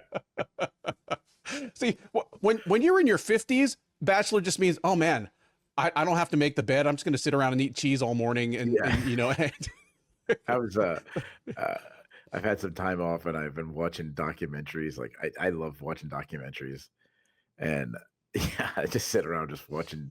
I love not just like I like true stories. Like I don't get it the Marvels, and that's not me. So I love watching true stories, and like I just sit around eating popcorn and just making an indent on the same spot on the couch. I lay in the same spot. Oh, that reminds me. Next time you're out in Texas, another thing that's out by Fredericksburg, there is a museum of American military aviation, like specifically Navy aviation. So like she's sending me pictures standing in front of like, World War II fighter planes and stuff, which I know you would dig. I love that stuff. So yeah, next time you're out in Texas, we'll make it happen. Really, I'm just sharing all this. How far is that from where you are? About 3 hours. But like, say if you're staying in Dallas, Fort Worth with your uncle, it's probably even a little closer to you. Closer, yeah. It's like an easy day trip. It's something you could do like a day, like go take some pictures, go to a museum, get some cool stuff to eat. The kids would love it. Yeah. Is that close to Austin? Yeah. It's in the direction of Austin and San Antonio. Cause like if you leave from Dallas towards San Antonio, you kind of pass Austin. Like the triangle is Houston, San Antonio, and Dallas. and Austin is just kind of between San Antonio and Dallas. Okay. Yeah. Like every place that people actually live in Texas is in that little triangle. I say little triangle, like the triangle is bigger than, Connecticut, Rhode Island, and Massachusetts put together, but you know what I mean. Yeah. I'm just sharing all this so people can't guess from the timestamps which fight we skipped. They're all going to be. Ben, we don't need a geography story. Oh, we just need picks. Oh, you talk 2.5 hours. Oh, God forbid you talk anything other than fighting for a minute. You bunch of casuals, no one cares. Yeah, there are plenty of other podcasts for you. Next up at UFC 327, 3 rounds for the Bellator MMA featherweight title. It is Patricio Pitbull Freire versus Aaron Pico. Pitbull, 38-year-old Brazilian, 37-8 overall, 1-1 since joining the UFC as a former 2-division champ in Bellator. He, of course, was their featherweight champ forever, also won the lightweight championship briefly by plunking Michael Chandler, but he's been in the UFC for a year now. He's 1-1. He dropped his debut to Yair Rodriguez almost exactly a year ago, then came back last July at UFC 318 and won a unanimous decision over Dan Ige.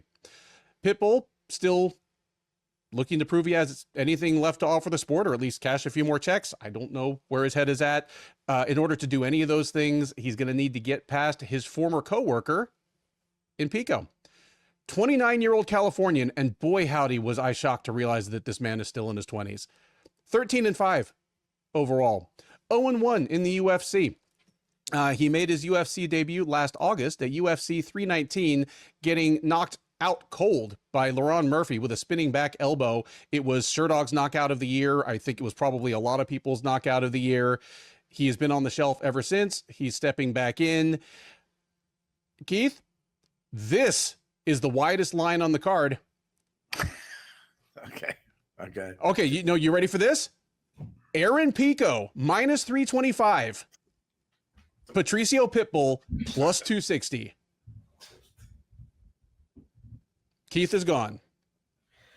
And it's Aaron Pico. Had nobody ever seen these guys fight? Aaron Pico could beat his ass for 14 minutes and 30 seconds and still find a way to get himself knocked out.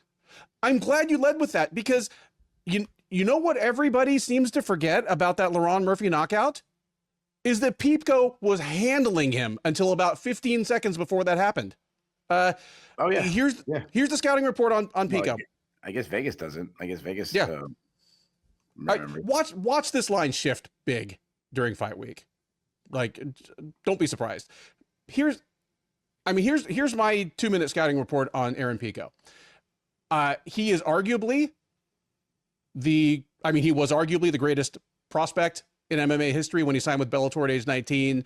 He is arguably the greatest just overall athlete we've ever seen in the sport. He is inarguably the biggest underachiever still active in MMA today. Because if you're old school enough to remember, like pre-tough UFC, where when the fighters would walk out, they'd have the 3 bullet points about them. Yeah. Aaron Pico's bullet points would be: he might be the best boxer in the division. He might be the best offensive wrestler in the division. He might be the best athlete in the division. I'm not saying he automatically is, but it's not a ridiculous discussion for any of those things. Like, he is maybe not best boxer, maybe like most powerful, maybe boxer, like hand, power, power puncher or something. Sure, like I get your point.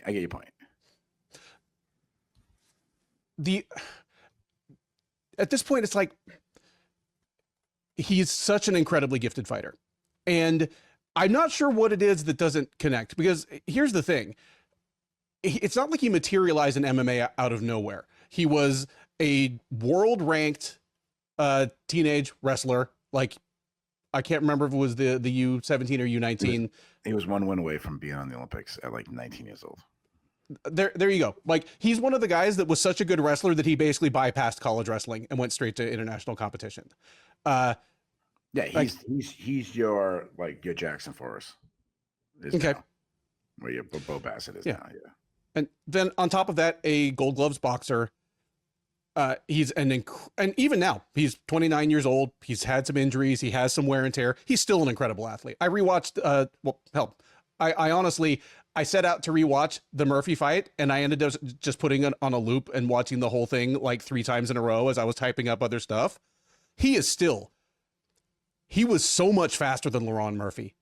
His hands were faster. His entries to collapse the pocket, whether he was like trying to change levels or just moving in to throw punches, he was blindingly fast. Like Murphy, for about the first 90 seconds of the fight, was just catching up. Just, kind of like when you go to the batting cages and the thing is like, it's on the high speed and it's whipping the ball by you 15 miles an hour faster than you're used to. Unfortunately, Aaron Pico is kind of like the batting cages that way, in that Murphy figured it out and then Aaron Pico'd him. And here's the thing. What I was saying about Pico's background in boxing and wrestling is when he joined MMA at 19, it's not like he'd never faced adversity before. Like he had lost in boxing. He had lost in wrestling, not very often. He's not a dumb guy. He's not book dumb. He's not street dumb. He's like, I've interviewed him. He's an intelligent guy. He's realistic about his shortcomings as well as his strengths. He's not one of the guys that underachieves because he's a head case, but he has defensive flaws and just, there's no chin there.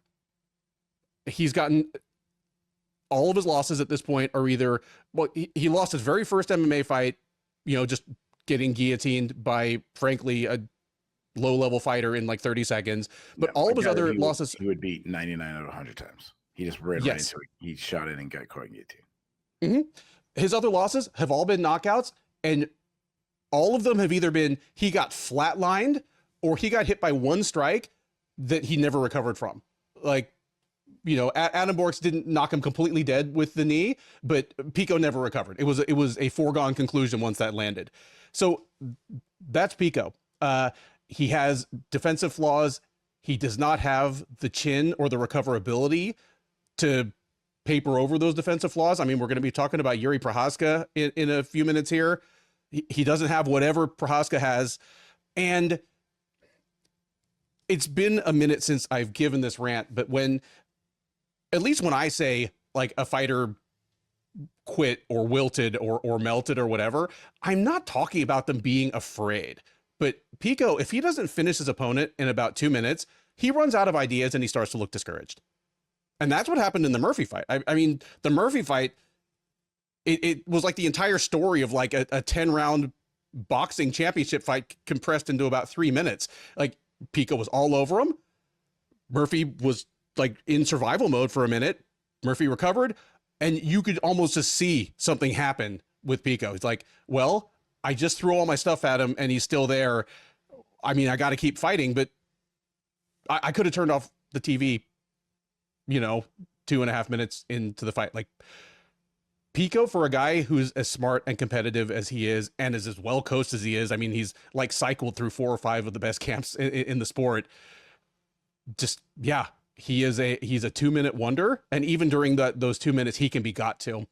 He's just an incredibly talented, incredibly flawed, incredibly frustrating fighter. And Patricio Pitbull is almost 10 years older. He's definitely in the final stages of his career, but he still doesn't give away fights. I mean, leaving aside that weird short notice thing in Ryzen, Patricio Pitbull on some levels always been a little bit of an overachiever. Before there was Alex Volkanovski, I was like, there's no way a 5'5" featherweight is going to be like an actual world-class guy in this era. He is. And yeah, he's, a good wrestler, great grappler, basic but solid boxer with huge power. I would, if the tables were turned and you were quizzing me on the odds, I would have been like, oh yeah, Pitbull's a 3-1 favorite. I mean, I think that's a little rich. Pitbull might have gotten super old overnight. Pico still hit super hard.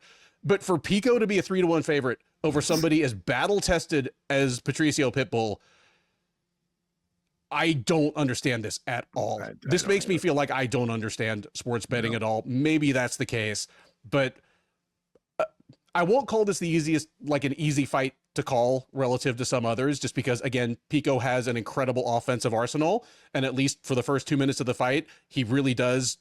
Hell, I mean, he's sort of deluxe Terrence McKinney that way, isn't he?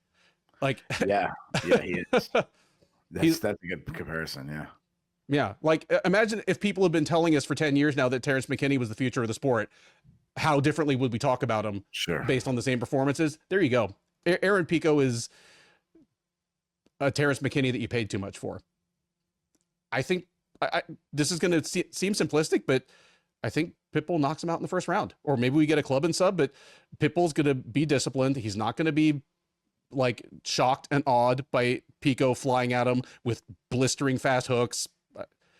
You know, last nice thing to say about Pico. I love that he works the body as a boxer. He's one of the nastiest body punchers this side of Josh Fan. But anyway, I think Pitbull weathers the storm, knocks Pico out first round. Yeah, I did. If you just asked me who the favorite was, I was gonna guess Pitbull, and then you tell me Pico's 3-1. I'm looking over at Pico's record and his losses, and yeah, he's an underachiever, and he's. I don't want to say a bust because he's beaten some good guys, but he feels like a bust. Yeah, and he's still only 29 years old, so it's not like his career's over. He could still if someone told me 5 years from now or 4 years from now, Aaron Pico's UFC champion, I go, okay, it would not surprise me. All right, for example, I'll give you a perfect example. I was looking out to see as a current champion. If somehow, some way, something, a million people fights get canceled and well, Aaron Pico's on the card and the main event falls through and they're like, dude, we need a featherweight. And all right, Aaron Pico, you got a title shot. I quit this type of situation. And someone told me that Aaron Pico just absolutely starched Alex Volkanovski. I go, okay. like that wouldn't surprise me. Well, I'm not predicting it, but let me throw a thought experiment at you. And don't answer this like the way you think I want you to answer. Like, give me the honest answer. Okay. You have to pick somebody to fight Ilia Topuria. And if they win, you get $10 million. Your choices are Aaron Pico. Yeah. Jeremy Kennedy. Adam Borix. Oh, okay. Henry Corrales. Yeah. Or Laron Murphy. Yeah, Pico. Or Laron Murphy.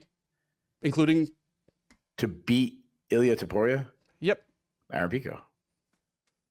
Okay, so it's not close. There you go.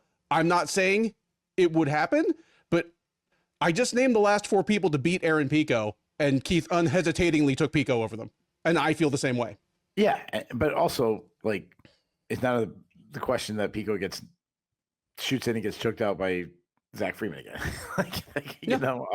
So if you look at, and we're gonna spend this could be one of the longer breakdowns. If we look at his losses, he got subbed by Zach Freeman. I think we all agree he probably wins that one. Henry Corrales, he was teeing. It was very similar to the Laron Murphy. He was teeing off on Henry Corrales, trying to get a knockout, and Corrales just clipped him in a wild exchange.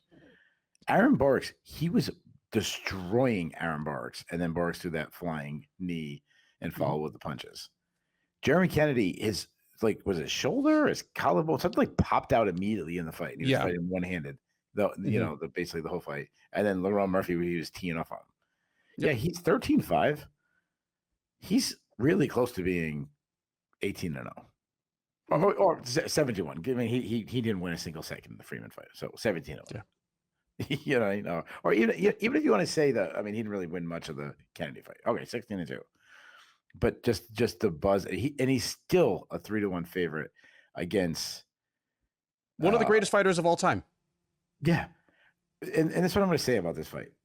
I see some people when this fight got announced. I mean, you know what people are talking about? Oh, fights that need to get announced. The amount of people people say who should fight next, and the amount of people I said, oh, Pitbull and Aaron Pico need to fight. And I'm like, really? Like, Pitbull spent all his prime in Bellator, and we had these years of dreaming of fights before Pitbull, and you want to find him the guy that he was, kind of, that could have been a possibility for him in Bellator. Like, that's the fight you want to do? Yeah, it only happened. It only. Yeah, good. It only didn't happen in Bellator because Pico kept losing at the wrong time. Yeah, exactly. Well, it'd be like if Fedor came over to the UFC and you're like, oh, who do you want to put him against? And we're like, let's put him against. Bring back Overeem. Or Yeah, somebody he could have fought in Pride. Josh Barnett or something like this. Like, what are you talking about? Yeah. Like, I feel the same way. Like with this one, like put people against Aljamain Sterling. Mm-hmm. Put him against. I know he obviously lost. You can't put him against Volkanovski, but those are the kinds I'd be putting against. Not Aaron Pico, but anyways, Pitbull. I'm glad that he got a win in the UFC. And one thing I'll say, Pitbull's last fight got canceled, so all my notes are the same things that I was going to say for that fight. I still think he's past his prime, but he showed that he's still good. I mean, he's a pressure striker. His volume has greatly declined. He was clearly gun shy against Yair Rodriguez, but it was much better against Danny Gay. He has lost some hand speed, but he can still crack. He can fight, end the fight with a punch with either one of his hands. He really springs forward into a shot, and he throws some serious power hooks, thudding kicks. He's a grossly underrated grappler, underrated wrestler. He's does good to get to the clinch and look for like inside trips. He can also shoot from the outside. He took Danny Gay down 5 times. He has a good top game. He has a submission threat. He loves guillotines. He does play BJJ off his back a little bit too much, but he's super slick off his back. He almost caught Yair Rodriguez off his back. I am worried about his durability. I mean, he's been knocked or rocked in a bunch of fights and has taken damage over the years, and he's clearly not in his prime anymore. And suddenly his chin could fall apart. And Pico's the guy that can kind of just absolutely crack. Now, Pico, you mentioned it, incredible wrestler, great boxer. He fights by high guard defense. He pressured Lerone so hard in that fight. He sets up his shots with feints. He's got a nice stiff jab. He absolutely lunges into every single punch. You mentioned his body work is great. He throws hard calf kicks. He throws a nice high kick. He likes to get to the plum clinch and dirty box. Actually, one of his best positions. He has a little old school Randy Couture kind of game to him in that. He's a very good wrestler. I just looked it up. So obviously he was a world champion at 17. He was 19 years old. He was 1 point away from making the Olympic team. So the way the Olympics comes is there's a whole tournament, and the 2 guys that make the finals is the best of 3. He won the first round. He won against Frank Molinaro, who's a former NCAA champion, obviously world team member, Olympian. And then he lost the next 2 matches by 1 point. He's 1 point away from, at 19 years old, being represented Olympics. So that's how good his wrestling was at 1 point. Now, again, if he goes to the Olympic training center, I don't think he's beating, I don't know who would be his weight class. I don't know, Vito Rujao or some guy like that now. But, or Jax Forrest or something like that. But he easily took down Lerone Murphy, who's kind of known for his takedown defense. He doesn't wrestle enough, and I'm not really sure Pitbull is the fighter you want to wrestle, but if he gets the fight down, he does need to improve his top control. His wrestling style, remember, he wasn't a NCAA folk style wrestler. He skipped it. He was a freestyle wrestler, and freestyle wrestling is a lot more about takedowns and a lot less about control, because control time on the ground is very short because of parterre positions. I'm not going to get into that, but hardcore wrestlers know what I'm talking about. The problem with him is he just finds ways to lose, even when he looked incredible. I mean, I'm watching him beating the shit out of Lerone Murphy and going, oh my God, this is the breakthrough performance of his career. This is what we've been waiting for. So as far as the prediction goes, I've been a fan of both these guys. I was back at Pitbull as one of the top fighters at featherweight for a very long time. I remember going back to the Sherdog rankings days and me arguing for Pitbull to be ranked number 2. Yeah. I still think Pico has all the offensive tools to be special. Oh man, I thought I was taking an upset. I'm gonna say Pico pressures Pitbull. He lands big shots. I think he adds in some takedowns. It's more of a gut. I totally understand the Pitbull starching Pico. He has a much better chance than a 3-1 underdog. I just think I think Pico finally does. I think he finally has that one moment that we're oh my God, he put it all together. And I'm hoping for his sake it's now. I think he lands big shots. I think he adds takedowns. I think he dominates. And then I'm gonna say he clips him. I say for one night, Pico finally figures it out. I think he hurts Pitbull a bunch of times, multiple times. Pitbull's so friggin' tough. I don't think he finishes him, but give me Pico by decision. I honestly hope you're right. I stand by my pick, but I hope you're right because while I'm fans of both of these guys, Pico has time, whereas it's way better for the UFC. Yeah, it's way better for the UFC. Yeah. But for Pitbull's legacy, just keep at. If he knocks out Pico, just add more to his legacy. Mm-hmm. Featherweights are up again at UFC 327 as Cub Swanson has his swan song against Nate Landwehr.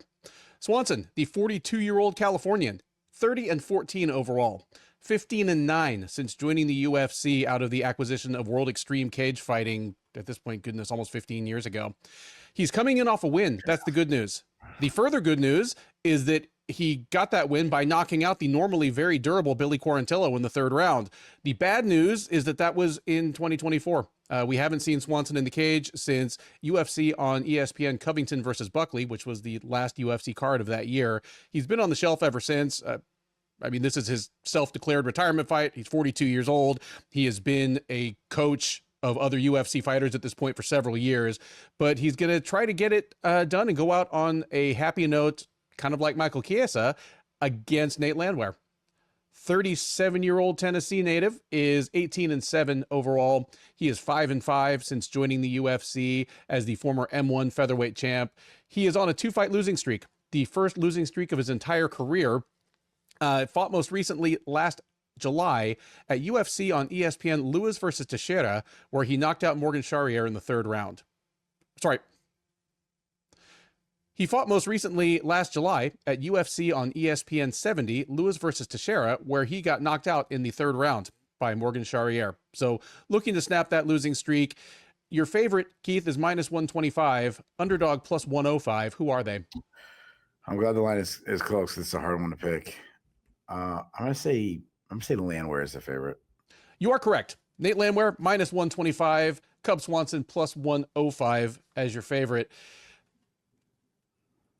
The fan in me, the old school WEC fan in me, the fan of the little blue cage that you could see on Versus at the Applebee's in 2006 and get some amazing fights for free, wants to see Cub Swanson go out on a high note. And absolutely, since this is his last fight, this will probably be my last chance to go on my stock rant about Cub Swanson. I feel as though an entire generation of fans, myself included, kind of filed him in the wrong box based on the Jose Aldo fight. Like getting knocked out by the double clutch flying knee in 8 seconds. It wrote a narrative about Cub Swanson that's really not the case. For one thing, for the most part, Swanson is the one doing that to other people. Swanson, here's the thing. Swanson's 42 years old, and they managed to find a guy for his farewell fight that he's going to have a speed advantage over. Like, Cub Swanson has been one of the better athletes in MMA for 15 years and counting at this point. And even at 42, he's slowed down a lot. He's still going to be faster than Nate Landwehr. He's quick, fluid. If you watch the Aldo fight and you're like, oh, shades of Aaron Pico type thing. No, Swanson's generally not a chinny guy. He's incredibly tough and durable for the most part. He just happened to run into one of the greatest fighters of all time on the way up. And he was the guy on the train tracks. I am concerned with what he's going to look like after 13, 14 months on the shelf at age 42 with the amount of wear and tear he's taken over the years. And Landwehr is the kind of guy that, the Landwehr of, say, 2 years ago, the Landwehr that we thought we had the last time Swanson fought would have been a terrible farewell opponent for him. A guy that builds, a guy that is incredibly durable. You just see Swanson breaking himself on Nate Landwehr like waves on rocks, and Landwehr just giving us a really sad ending late. Based on what we've seen recently, Landwehr's starting to age as well. He's a hard hat and lunch pail guy. He's not a great athlete. He's just gotten by on being technically sound, well-rounded, and unbelievably tough. He's one of our dudes. But that's sort of started to go. His last 2 fights, he's been finished in the 3rd round. He used to be the guy that built and was rolling downhill on people by the 3rd round. And yeah. So I got to give a pick on this one. I am going to go with Swanson. But honestly, I don't have a great idea. Like, I don't know what Swanson's going to look like. And I know that Landwehr is starting to slip, but I don't know how badly. And I don't know if we even get there. Give me Swanson. And I'm going to say this one actually goes to decision. Like, Swanson is generally a finisher. Landwehr has been prone to getting finished recently, but I could see this being a thing where they're both really tired and beat up by the middle of the fight and just neither has enough left in the tank to really step on the gas and finish it. So give me Swanson by decision. I don't think it's going to be anything near as rousing as the Chiesa farewell fight, considering that, yeah, Swanson's fighting literally all the way across the country from where he's from. Sure. And he's actually getting a real opponent too. Yeah. I maybe Nico Price is available. I mean, if the UFC can tell Josh Van to have a fake injury, they could certainly do that to Nate Landwehr, right? I know. It's just yeah, like Josh Van needs it. You couldn't do that to Tyra. Yeah, like Josh Van isn't injured. UFC 328 is injured, and they use Josh Van as a Band-Aid for it. Oh, anyway, dude, yeah. You really have to do the guy that's already getting hate on by everybody. Yeah. I was just thinking while you were talking about the last fight, the Pitbull and Pico fight, and I know it'd just be a much harder swan song for Cub Swanson, but I feel like it almost would have made more sense if you just broke up these fights and Pitbull was fighting Swanson. Like, that was at one time 2 guys ranked in the top 10 featherweight. Mm-hmm. Yeah, and you'd be like, oh, like close too. Like, oh, could Pitbull beat Swanson? And then like the style of Landwehr and Pico would have been nuts. If Pitbull had joined the UFC in like 2017 at just the height of his powers, Swanson is exactly the kind of guy they would have matched him against in his first UFC fight, saying, okay, if you beat Swanson, you can fight Holloway next. Yeah, absolutely. 100%. Yeah. So I was sitting here and I was looking at Swanson's record, and how long he's been, not just in the UFC, but in MMA. And dude, we talk about guys who, we've done it with like Charles Oliveira and Max Holloway and different people. Like, have you seen who these guys face? Let's just take a second and do this for Cub Swanson. These are just names. I'm going to skip names just because there's that many big names. I'm just going to give you some of the names. Jens Pulver, Jose Aldo, Chad Mendez, Ricardo Lamas, Charles Oliveira, Dustin Poirier, Jeremy Stevens, Frankie Edgar, Max Holloway. How about when Tatsuya Kawajiri was in the UFC? Do Ho Choi, obviously the legendary fight with Do Ho Choi. Brian Ortega, Frankie Edgar again, Hanato Moicano, Giga Chikadze, Darren Elkins, Jonathan Martinez, Andre Fili. And I was skipping like big, not big names, but, fairly big name guys in between that. Holy crap, dude. He might have fought, like, his resume might be up there with anybody's. He didn't win. A lot of those were losses and stuff, but dude, that guy fought everybody. That to me was that obviously I knew he's been around forever and that he fought everybody, but he's the lighter divisions equivalent of like Dan Henderson, where he's not in the greatest of all time discussion because he lost a lot of those fights and some of the wins were iffy. But if it was just getting your passport stamped, he has the greatest cast of fighters fought ever because he fought across 3 weight classes. He fought in the 90s. So he just fought literally fucking everybody. Yeah. Like, even guys oh my God, like Kawajiri was in the UFC for like 10 minutes. And of course he fought Cub Swanson. Chrome Gracie was in the UFC for 10 minutes. He fought Cub Swanson. Yeah. Like that's the name I left off. Shane Burgos, the name I left off, good fighters. it's tough because we haven't seen Swanson in a couple of years. So I always say this, like,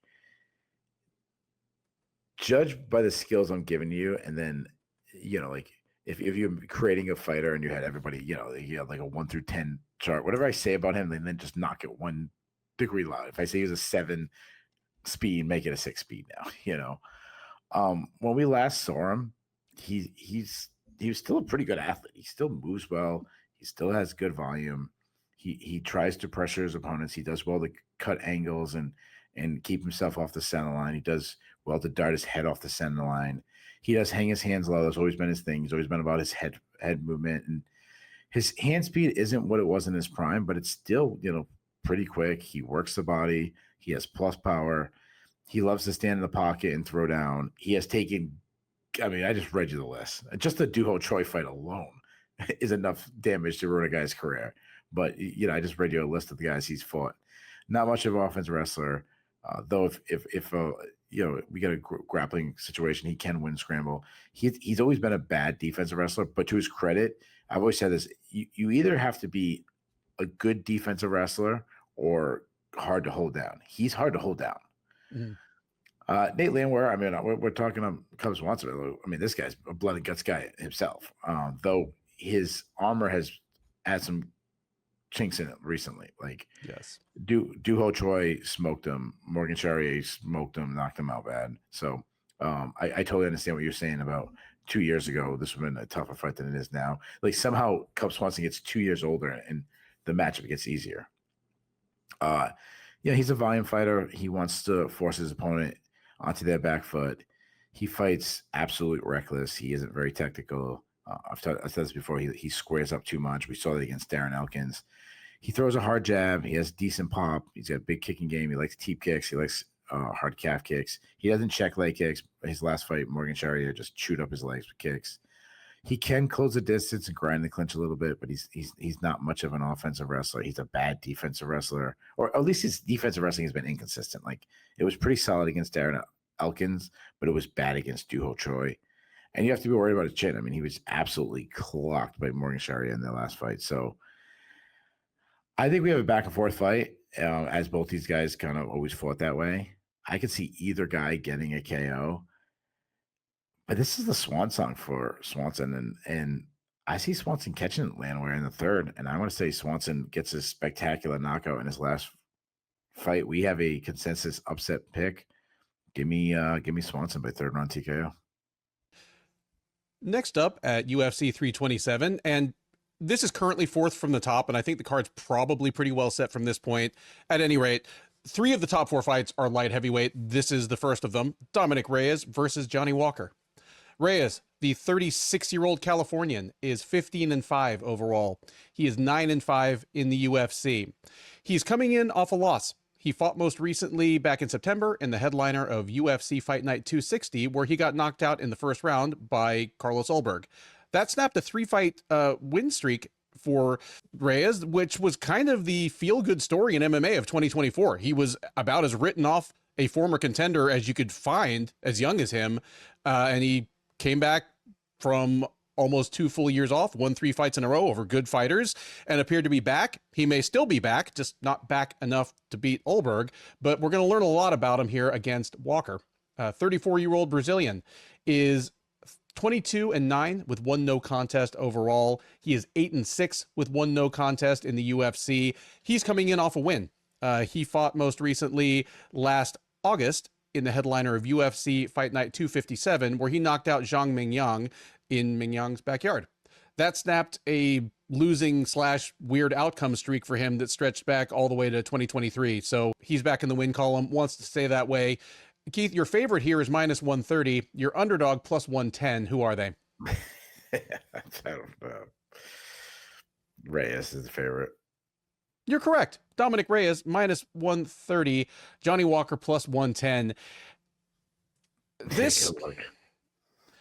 This fight, here's the thing. The weather report on Dominick Reyes just keeps swinging back and forth. Like, he was the future of the division. He was he's the guy that he came really close to beating John Jones. I was there to see it. And if you ask me right then, I would have said either he beats Jones in the rematch or Jones retires at some point, and Dominick Reyes is maybe UFC light heavyweight champ for like 5 years. He was young.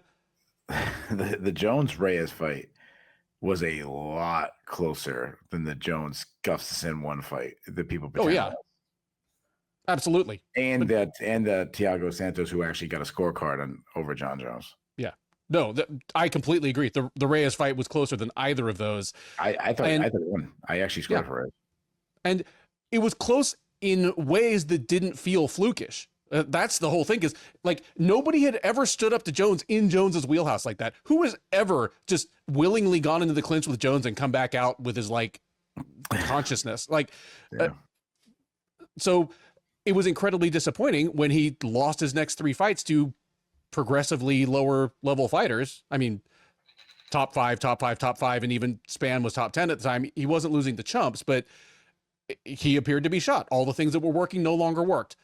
Then he went onto the shelf for a year and a half, came back and beat 3 top 10 fighters in a row before running into Ulberg. And again, Ulberg might be your champ a week from now. So that's my problem. Is we found out that Reyes was never quite as dead in the water as he looked in 2022. But I'm thinking he might not be as back as he looked to be in 2025. Walker has been the exact same guy ever since he's been in the UFC. Like you want a reformed maniac? Michel Pereira like reformed as a maniac and was like, okay, I'm going to see how far my actual skills and knowledge can take me. That's great. Johnny Walker has not reformed. He is still, I'll give him this. He is clearly a man who takes his fight career seriously, because otherwise there's no possible way he wouldn't have missed weight by now. Like Johnny Walker never having missed weight in the UFC makes everybody else's excuses just complete bullshit. Especially how big he is too. That's what I'm saying. He's the biggest light heavyweight in MMA history. Like he might not be the tallest, but he's close. He might not have the biggest wingspan, but he's close. But as talking about just what he weighs in shape out of camp, what he weighs walking into the cage, for my money, he's the biggest light heavyweight in MMA history. And given that, it's insane that he is also unbelievably athletic and fast, and his gas tank is not that bad for light heavyweight. Like it's not a great gas tank, but he loses because he gets blasted, not because he gets tired. It's kind of like Aaron Pico that way. This fight, it's not going to be close, and it's probably not going to teach us anything about either guy. Johnny Walker could knock Dominick Reyes out in 45 seconds, and I wouldn't necessarily be any further off the Dominick Reyes wagon than I am now. Because again, kind of like the conversation we had about Pico. I'm like, Johnny Walker isn't a top 3 light heavyweight, but you give me one guy, with a shot, he's higher on the list than he would be. If Walker doesn't get Reyes out of there in the first, 3 minutes of the fight, Reyes' durability has gone completely down the tubes, but Walker's offense goes down the tubes after about 3 minutes too. Like, it's not going to be a close fight. I'm going to go Walker. Give me the slight upset. Walker knocks Reyes out in the first half of the first round of this fight. But if he doesn't, Reyes is probably going to wreck him. Yeah, dude, I have no idea. So I was thinking this when you were talking. Say something happens. Thursday, Friday, Carlos Ulberg wakes up, he has the flu. He can't fight on Saturday. And the UFC sitting there like, we can't find somebody on one day's notice, but we just want to keep this main event.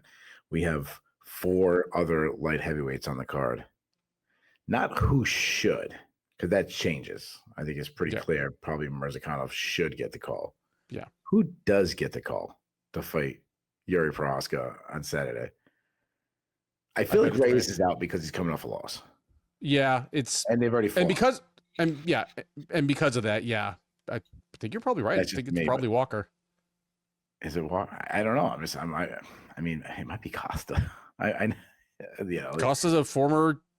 I mean, he's a former title challenger at least. Yeah, He's kind of crazy and stuff. I just I almost want it to happen just to see interest. I mean, it should be Murzakanov based on accomplishment, record, everything. But this fight, dude, it's weird. I am so excited for this fight, but in this weird sense, like I almost don't want to break it down because it's like nothing I said matters when it comes to these two guys. Like, you know, I'm not going to.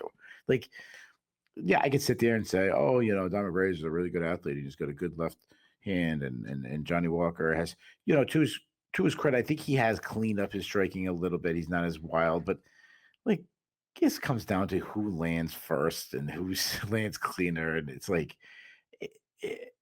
I feel like it's going to be like, I don't think we'd be sitting there on Saturday being like, oh, I don't know, man, how'd you score the second round? Like, this is gonna be really close. I mean, did you score Reyes's inside kicks more, or did you score the clinch work from Johnny Walker more? It's like, no, it's gonna be. We either have one or two options. I really think. I think we have both guys going nuts, doing what they do, and or we have the Walker that we've seen being a little more casual, and Reyes, because he's got knocked, because Walker's so big, we get this ugly fight where they're very tentative, and I'm hoping it's for the other.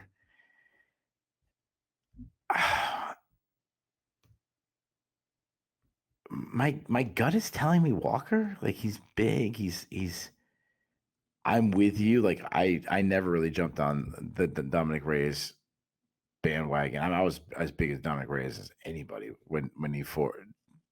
You know, before John Jones, and I thought he was going to absolutely murder Yamahowitz in their title fight. But I mean, he beat Anthony Smith. Like, yeah, he beat Nikita Krylov, but Krylov is like throw him in this category. You know what I mean? Like, a wild man, and I mean, Dustin Jacoby was a good win. That's honestly the most impressive win of the three. Yeah, absolutely. I'm hoping they throw caution to win. I'm hoping we get that slugfest for 60 seconds, and I'm like, this is awesome. These guys are crazy. Like, this is why I love MMA. I have no clue. I'm gonna go the opposite. I'm gonna say Reyes is the one. He catches Walker and he knocks out Walker in the first round. All right. Third from the top at UFC 327 is a heavyweight clash between Curtis Blaydes and Josh Hokit. Blaydes, the 35-year-old Illinois native fighting out of Colorado, 19-5 with one no contest overall, 14-5 with one no contest in the UFC. He's coming in off a win. He fought most recently last June at UFC on ABC Hill versus Roundtree, where he picked up a split decision over Rizvan Kuniev. That allowed him to bounce back from his fast and crushing loss to Tom Aspinall in their rematch 2 years ago. He's looking for his second straight win here, for first win streak in almost 4 years, against a man who wasn't even in the UFC yet the last time Blaydes won a fight. It's Hokit, 28-year-old Californian, 8-0 as a professional, 2-0 since joining the UFC out of season 9 of the Contender Series. He is coming in, obviously, off of wins. He's undefeated, but he's already fought once this year. He hammered Denzel Freeman into quitting at the round 1 buzzer at UFC 324 back in January. That built on the momentum of his UFC debut last November, where he knocked out Max Jimenez in the first round in the first minute. Keith, another close line here. Your favorite is -125, underdog +105. Who are they? Blaydes is a favorite. You are correct. Sorry, I had a bunch of things up. I couldn't find your screen to unmute it. That's why the delay was there. Keith? What did you say? Blaydes was how big of a favorite? -125, Hokit +105. So again, as close to a pick'em as you could possibly get, basically. Wow. This is it. What's that? You want me to kick it off? Yeah, go for it. Okay. If Hokit didn't have this bigger personality, one, he wouldn't get this fight right now. But, no. But besides that, would the line be this close? If he had Thomas Peterson's personality? No. I don't think no, so. Like the line would be wider. I mean, I'll start with Blaydes. I mean, Blaydes, he's obviously he's massive heavyweight. He's one of the biggest heavyweights there is. He's well rounded. I've said this before. He doesn't get enough credit for his striking. He sets up his shots well with feints. He's got a nice long jab. He throws straight shots down the pike. His right cross is his best punch. He obviously has power. I mean, look how big he is. He's a massive dude. But he doesn't have the best fight IQ. I mean, he has a lot of the Aaron Pico thing in him. Where like when he loses, it's spectacular too. Like he finds ways to lose. I mean, I think perfect example. I goes back to like the Sergey Pavlovich fight where he started slugging out in the pocket. Where Sergey Pavlovich is like, "Oh, shocking that the hardest guy puncher in the division clocked you." He also shoulder rolls, which is very dangerous and a nice, but especially at heavyweight. He throws some hard calf kicks. He's one of the best wrestlers in the heavyweight division history. Maybe the best wrestler. Not credential wise. I mean, like this. No. Coleman and Randleman and Kerr and Lesnar and Couture and I mean, there's other guys I'm forgetting of, but 5, 6, 7 guys way better credentials. Sure. But I mean, just like the longevity of his wrestling and that it was a centerpiece of his game for so long. He's got good entries. He cuts the corners well. He blasts through your hips well, smothering top control. I mean, I always go to like Alexander Volkov and Shamil Abdurakhimov. Like he held those guys down, big, strong guys down for long periods of the time. Big thing is because he has no issues with stalling. He will stall on top. He will slowly work and control. When he does unload, he's a big guy. He can hit like he's as big as Derek Lewis. Like he can hit hard. He has good cardio for heavyweight. He usually, it doesn't gas out. He also doesn't fight at the highest pace, but the problem is he's been knocked out in the past. He's been knocked out a lot. A lot of his knockouts have come against some of the biggest hitters in the sport. But even his last fight, he wasn't reacting to strikes too well. So I am worried about his chin. Adding the fact like his defense, he turtles up a lot, which is like in his last fight he was doing that. Instead of like shoulder rolling, like he picked my 2 least favorites. Hokit, I mean, Hokit's a good athlete. They're gonna talk about him being a former NFL player. They're gonna say that forever. Not very technical on the feet, but he's very aggressive and he's very explosive. Like he throws big power shots, big overhand. He showed big power. I mean, he had a great KO of Jimenez in his first fight. He's a solid wrestler, like fast entries. He's good body lock takedowns, good top control, some really mean ground and pound, and he's got some submissions on his record. So I am worried about Blaydes not being a top heavyweight anymore. I also do like what I've seen of Hokit. He's fast, he's well rounded. That said, dude, this is a massive step up in competition. I mean, who are we talking about? We're talking about Gimis, and who was his next guy? He fought Denzel Freeman. Denzel Freeman, yeah. Going from Denzel Freeman to Curtis Blaydes. And that's one of the biggest jumps in UFC history. And then you're gonna say Blaydes is just basically a pick'em favorite, very slightly pick'em favorite. Yeah, I mean, there's definitely signs of concern with Blaydes, and I think Hokit has a lot of, if he just runs through with Blaydes, I don't know what I was gonna say. I was gonna say I'm not gonna be surprised, but I would be surprised. But I mean, like he's definitely like an intriguing guy in the division, minus his personality stuff. Like take that out, just what skills he's shown. If he was like a farm boy and thinking his paw for believing him, like he'd still be an intriguing prospect. That says, I still see Blaydes working Hokit from distance with a jab. I think he's bigger than him. He gets takedowns. I think he holds Hokit down. I think like you asked me who's should be the biggest favorite. I said Blaydes might be the biggest favorite of the card. You tell me he's a pick'em. So I'm not a big gambling guy. Like that's not what this show is. I mean, there's 10,000 of them out there giving betting advice. But if you are a gambler and you like to follow my picks, which scares me, I'll be honest. I hate guys Yeah, people like they give us credit. Oh, I followed you. I won this one. Hey, cool, man. That's awesome. But I always get scared. Like, please don't lose big money. I do this for a hobby, But man, if I was a gambler, I'd be jumping on Blaydes right now. I think he should be way bigger favorite, and I think the line is way off. Give me Blaydes by decision. I'll make this my lock of the night. Yeah, you and I see this one the same way, because here's the thing. Like, Hokit, his personality thing aside, is an interesting addition to the UFC heavyweight division. Like, full stop. Like, he's definitely, Sure. Jump some lines by just being so outrageous, but the skill is there, and the skill is there. In fairness, like it doesn't work. Like, everyone has. I'm like McConnell being like McConnell's going too far, being outrageous. Like when McConnell first showed up and he was saying, I want money and all this. It was like fun, and now he's like into like kind of like, all right, dude, it's kind of. And then it's already old. The Colby thing, but like this, of the people like fake personalities, this one would be the worst one. It is not good. It's. Yeah, sorry to interrupt you. Because like on top of it just kind of being edgy and like getting the fans on your side at the same time, he just isn't very good at it. Like, it's kind of Chael Sonnen, when he first was doing it, was like he's very gimmicky and stuff, but there's like a charm to it.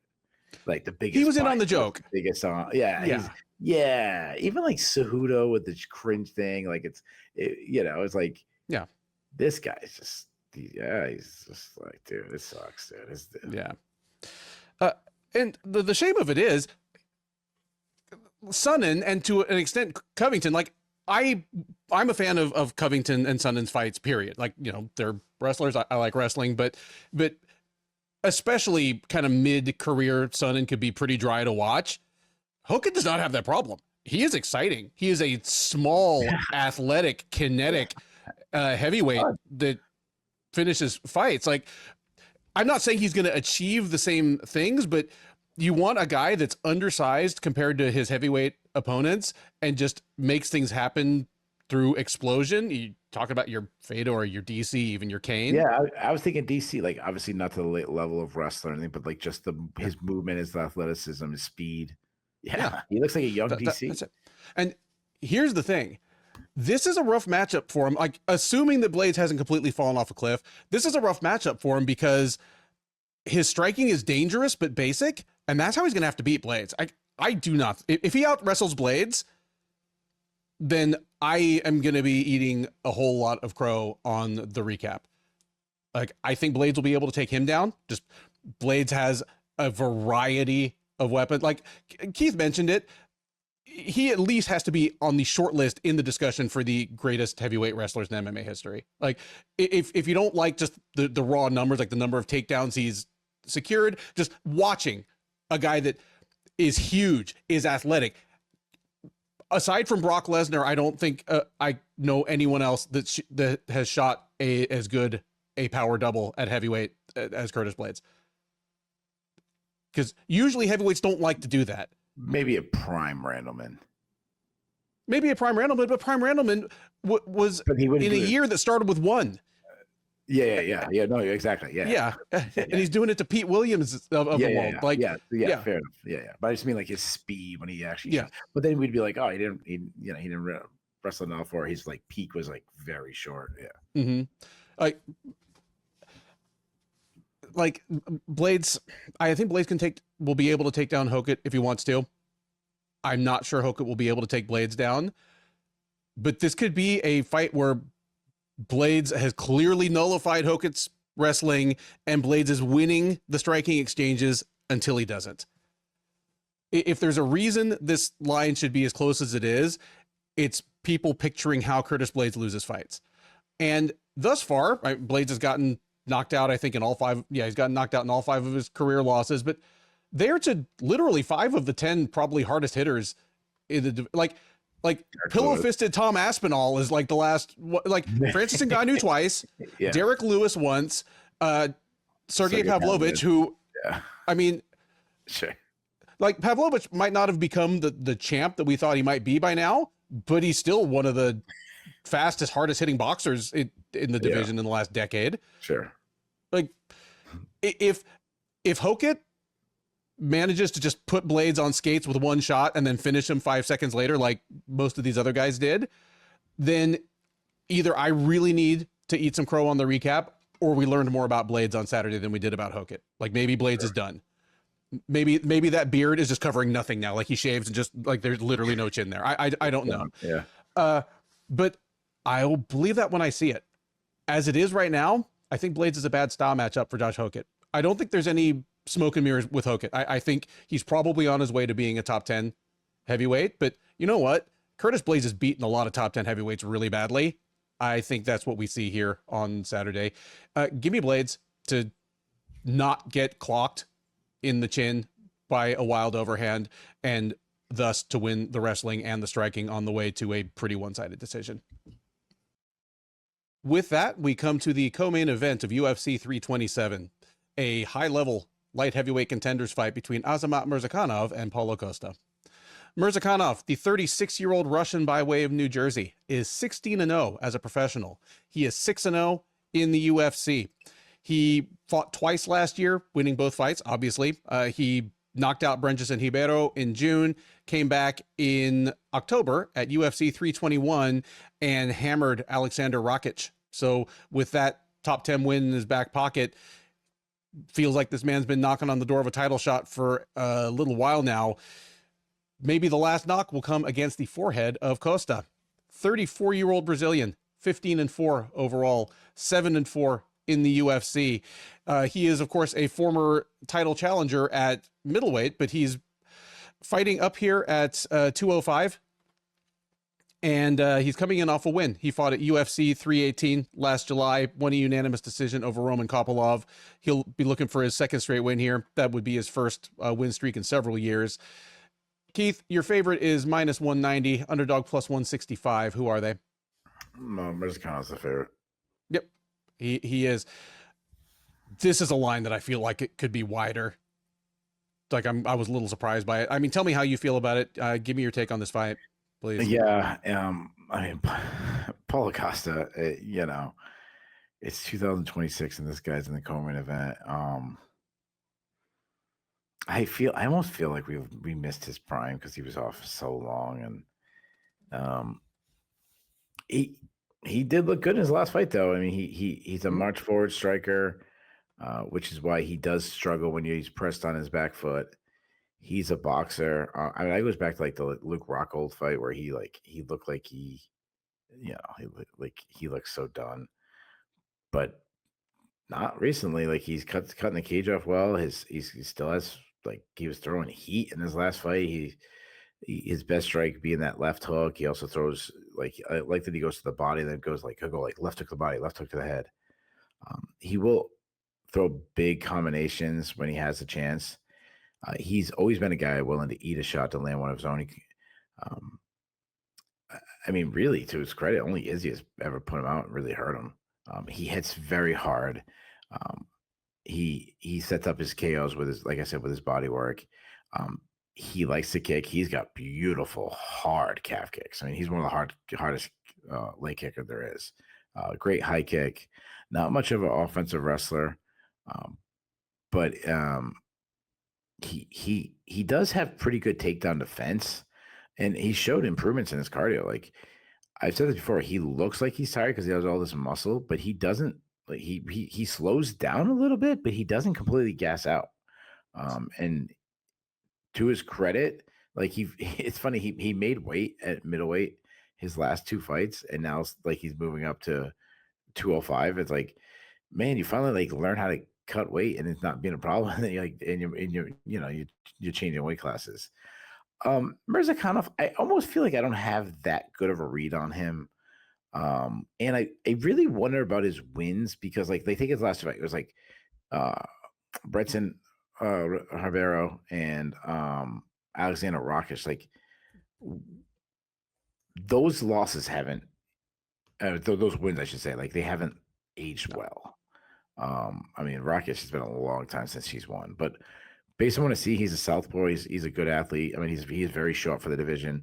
Going against Costa is nice because I'm worried about him trying to get inside the long and lanky light heavyweights. Costa obviously doesn't fit in that category. Nice movement. He cuts angles well. He's a pretty sharp striker. Doesn't have the best output, which might not be a problem against someone like Costa. Like that, I mean, that might help Costa because he doesn't have the best output either. But he throws a lot of single strikes. He tends to wait and then suddenly burst forward. I've said it before, like he kind of has like that Yoel Romero style. I do like his boxing though. He's faster than I originally thought. He's accurate. I mean, I go back to like the Alonzo Menifield. He pieced him up. He does best when he's in the pocket. I mean, he was just hurting Dustin Jacoby with hard hooks. His left hook also being his best blow. Though he will get like hook happy, like he'll keep looking for the big looping lead hook. He attacks the body well. Not much of a kicker. He does throw some step in knees. He hits wicked hard though. I think he's got like a dozen KOs, and he's a fast starter. He's got 9 in the very first round. He just, his last fight against Rakic, he won by first round knockout. He is a solid wrestler. Not much of a submission threat. He only has 1 sub on his record. Cardio has been a bit of an issue. He did gaslight against Dustin Jacoby. So I think this is a good fight. Costa has looked really good recently. I wish he was more active. I wish he wouldn't lose years of him fighting. But I still feel like this is like a passing of a torch fight, which is weird because Murzakanov is not a young guy, but he's 2 years older than Costa. Yeah, like he's, but it doesn't he feel like he feels like he's the prospect, Yeah. And Costa's the aging kind of like, how much does he have left? I actually think both fighters will have moments early. Murzakanov hits so hard. I mean, Costa is a hell of a guy to try to knock out. He really hasn't been knocked out. But if anybody's going to do it, I think Murzakanov's the guy that can do it. Give me Murzakanov to clip him. He does everybody in the first round. I'll say he does again. Give me Murzakanov by first round knockout. Yeah, I love the breakdown there. And here's a question / thought experiment for you. Azamat Murzakanov joined the UFC, like it was the next season of the Contender Series after Ulberg, but it was like less than a year. Like they joined the UFC less than a year apart. If Murzakanov looked like Ulberg, how fast would they have gotten him to a title shot? Especially with like what 16-0, 12 knockouts, like 10 of them. The same performances, but he looks like Carlos Ulberg. Murzakanov, he's like area. Like they have a lot of Russians, so it's like, do we really know that? Off. They have a lot of Russians. Off, yeah. Yeah, but he's not even one of the Russians with like the kind of like big personality where he says things in broken English that become funny. He's just a low key. 2-3 years Dagestan. He's not that guy. And on top of that, like, let's be honest, like Keith called him surprisingly athletic because it's surprising because he's short and dumpy. Like Costa is younger than Murzakanov. He's also going to be taller. Like Murzakanov is under 6 feet tall. Yeah. He's basically a bleached out Daniel Cormier in terms of like his overall build at 205. But like Keith said, he's more athletic generally than you would think. He has faster hands than you would think. He hits much harder than you would think because 205 is a big power division, but it's a power division because they're huge guys. And a lot of them just swing. The Johnny Walkers of the world just kind of overswing on things when they could probably knock people out without doing so. Murzakanov has the kind of power that just comes from good mechanics and good biomechanics. Like Costa's looked better than I expected him to by this point. He seemed like a guy that his own motivation seemed so weird. Like honestly, the knockout loss to Adesanya was not what discouraged me. It was him like blowing weight and blaming red wine and getting, fights canceled. I'm like, oh, Costa's on his way out. He's in full goofball mode here. He's going to collect 1 or 2 more checks and be gone. Just Murzakanov isn't the guy. You're right. Murzakanov is on his way up. Costa is just kind of having this fun, surprising act 3. But I think Murzakanov gets it done. And if I think he gets it done, there's no reason to think it doesn't happen in the first round. These guys are both fast starters, and Costa's going to come right at him. So I've got Murzakanov by round 1 KO as well. That brings us to the main event of UFC 327, a light heavyweight title fight between Yuri Prochazka and Carlos Ulberg. Prochazka, the 33-year-old Czech, is 32-5-1 overall. He is 6-2 in the UFC. He is the former champ. He is here looking to strap that gold around his waist once again. In the other corner, Ulberg, 35-year-old New Zealander, 13-1 overall, 9-1 since joining the UFC out of season 4 of Dana White's Contender Series. He lost his first UFC fight all the way back 5 years ago at this point, getting knocked out by Kennedy Zechukwu. Since then, he has rattled off 9 straight leading into Saturday. Keith, your favorite is -120, underdog +100. Who are they? Prohaska's the favorite. You are correct. Yuri Prohaska -120, Carlos Ulberg +100. In looking at this fight, the question I asked myself was, of the people that have even given Carlos Ulberg a hard time in the UFC, who has done it and how? Because I thought he might be a little bit of a product of hype when I looked at his regional tape ahead of the UFC, and then he got plunked by Kennedy Zechukwu in a fight he had been winning, but got plunked. I was like, all right, you know, we know this guy. And instead, he's rattled off 9 straight wins, and in the midst of it, he's fought just about every kind of fighter the light heavyweight division has to offer. It's wild that he's given up 1 takedown in the UFC. But having said that, there aren't that, it comes and goes. Now that Glover Teixeira's out there, there aren't many wrestle first guys in the division. If somebody was going to, Jan Blachowicz would have tried, and he really didn't. Yeah. Who's the best wrestler in the division right now? Probably Iwan Kudalaba. Yeah, maybe. Or Ankalaev, maybe. Maybe. So, and he doesn't wrestle a lot. I was going to say, the best wrestler, we're arguing between 2 people that don't really like to wrestle. Yeah. Yeah. So Kudalaba has been wrestling more, but yeah. So the question, you know, that you would normally ask when a hot shit striker comes to a UFC division, oh, well, let's just see what it looks like when he faces a wrestler. It's not like they've been hiding the wrestlers from Ulberg. Like, are you going to say he doesn't deserve to be here because he didn't fight Iwan Kudalaba yet? My goodness. Yeah. So yeah, his one time he's been taken down in the UFC, Da Woon Jung took him down once. His butt hit the canvas for about 2 seconds, and Jung got nothing out of it. And Ulberg ended up finishing Jung on the ground. Like, yeah, we're at the point where Ulberg, the city kickboxer, the guy that trains with Israel Adesanya, he might be a better wrestler than most of his opponents. Like, Fabio Cherant absolutely needed to get Ulberg to the ground to have any hope of winning, and he didn't, but you know, he was overmatched. He wasn't UFC quality. Yeah, remember how bad that fight was too? It was terrible. It was terrible. Oh, horrendous.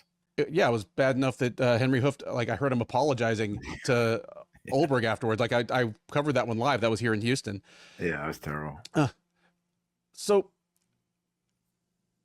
he got clipped by Kennedy Zechukwu, and I certainly considered at the time, okay, does that mean that Ulberg is like a disciplined kickboxer that's always going to be susceptible to people trying to make it sloppy and chaotic on him? Is he chinny? None of those things have really proven to be the case. He's fought extremely hard-hitting strikers, and they haven't hit him very much, and he's shrugged off the few direct shots he's taken. So he really just took his one UFC loss, his one professional loss, at either the best time imaginable or the worst time imaginable, depending on how you feel about it. But I think, obviously, I'm a believer in Ulberg. I just made the case for why he absolutely, deserves to be here. Here's my case for why he beats Yuri Prohaska. Prohaska is capable. Well, I mean, Prohaska is chaos. Prohaska is what you would have if Johnny Walker was really, really good. Like, Prohaska should not be 32-5 at light heavyweight the way he fights. You know, he is like the complete opposite of Aaron Pico. And what I mean by that is, like, he's the guy that's losing the whole time. And then it's like, all of a sudden he's like, oh, I'm going to win now. And then he throws like a fury and knocks you out. Yeah. Some of his best wins, he was losing until he won. Almost all of his wins, yeah. Yeah, almost all of them. The Dominick Reyes win got him his title shot at Glover Teixeira. And Reyes was not just winning. It's not like he eked out the first round. Like, Reyes hurt him really bad. And his last fight against Claire Roundtree. Roundtree was easily beating him. And then also Yeah. he's like, I'm going to stop fighting now. And then he just knocks him right out. Yeah. It could be frustrating, but mostly it's just kind of captivating to watch. He has massive power, he's one of the greatest hitters in MMA history, reckless to a fault once he decides to start going. I mean, it's flying stuff, it's spinning stuff. Again, it's the early Johnny Walker playbook, except most of it works. He's ended up on a few other people's highlight reels as well. Like, he's incredibly durable, and I think he has good defensive instincts in close. Like, when I look back at some of his fights, even fights that he ended up losing and fights that he ended up getting finished, a lot of times he gets crushed by something, and when you replay it, it's kind of like Dustin Poirier or Derek Lewis in the pocket, where he's just rolling a tiny bit with it, and I think that probably contributes a little bit to how durable he seemed. He's going to have as good a chance of beating Olberg as anybody in the division right now, because he is incredibly durable. He's not going to go anywhere until he is literally unconscious on the ground, and he's going to give himself a couple chances around to land something huge and unexpected on Olberg that would put him away. Just, I don't think that's a weakness for Olberg anymore. I mean, it's how he can be beat, but it's not this gaping flaw in his game that, it seemed like it might be after his one loss. Like, I think Olberg probably has to weather some danger. Absolutely going to have to weather some danger on the feet from Prochazka. They're both going to have their moments, but I like Olberg's better defensive fundamentals, confidence. I think confidence matters here. I don't think he's going to be rattled by Prochazka. I don't think he's going to be rattled by, when this thing goes into the 4th and 5th rounds. Give me Olberg to finish Prochazka with strikes in the 4th round. And he might be ahead at that time. He might actually be losing. He might have been dropped already. I'm expecting a hell of a fight, but give me Olberg by round 4 KO. Wow. And new Carlos Olberg. And new. Obviously it's and new no matter what, but I'm looking, we talked earlier about Cub Swanson, and I read his record of guys he's fought. I'm going to do it again with Yuri Prochazka, just in the UFC. Since he joined the UFC, this is, and then tell me who's the easiest fighter he's faced in the UFC. All right, ready? Volkan Oezdemir. That's his UFC debut. Volkan Oezdemir. Top 10 fighter. Yeah, Dominick Reyes, Glover Teixeira, Alex Pereira, Alexander Rakic, Alex Pereira again, Jamal Hill, Khalil Roundtree, and now Carlos Olberg. Like, holy shit, dude. He has not had a fight outside of the top 10. Nope. Like, who's the easiest win? Who's the easiest fight? Probably Oezdemir. Is it? Or Rakic, maybe? I don't know. Like, or Rakic? Yeah, I don't know. And damn, dude, he has fought everybody. Yuri's he's a good athlete. I mean, he fights out of both stances. He's constantly moving back and forth. You mentioned very unorthodox, very like herky jerky, weird things he does. His like movement gets guys to kind of back up, and then he also will fight fearless. Like, he never stops moving forward. I said this before, all of his movement kind of distracts, to then he suddenly springs at you in the pocket, and he unloads big combinations, and he can actually put you out. He's good at slipping and countering. He doesn't get, because he's awkward, he doesn't get, I don't think he has enough credit for that. Like, everyone just talks about his power, and obviously that's truth to it, but he puts himself in a position to land the power shot.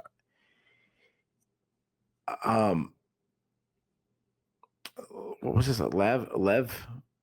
Yeah, Lev. Yeah, Lev. How do I say his last name? Pilarski. He always argued that Yuri Prochazka is the biggest knockout artist in the history of the sport, and me and him have disagreed on a lot of topics, and some of the topics I thought he was pretty out there. And at first, I thought he was pretty out there with Yuri Prochazka, but then when you dig deep into it, I'm like, Yo, my man Lev might have been right. Here's the other thing. He might have been wrong then and right now, because all he's done is knock out better and better fighters. Yeah. So he had a couple other ones. I'm like, all right, dude, that's a little too far. But this one, my man Lev was right on, dude. Like he I don't know if he's the hardest hitter or if he's the greatest knockout artist or anything like that, pound for pound. Obviously, we're talking about. But I got no issue with putting him on the Mount Rushmore for sure. I mean his number one nemesis, Alex Pereira, would be right on that list with him. But dude has like 30 knockouts, and that's because when he lands, he sits on his punches. He draws all this power through his legs. He has this ability to get guys to brawl with him.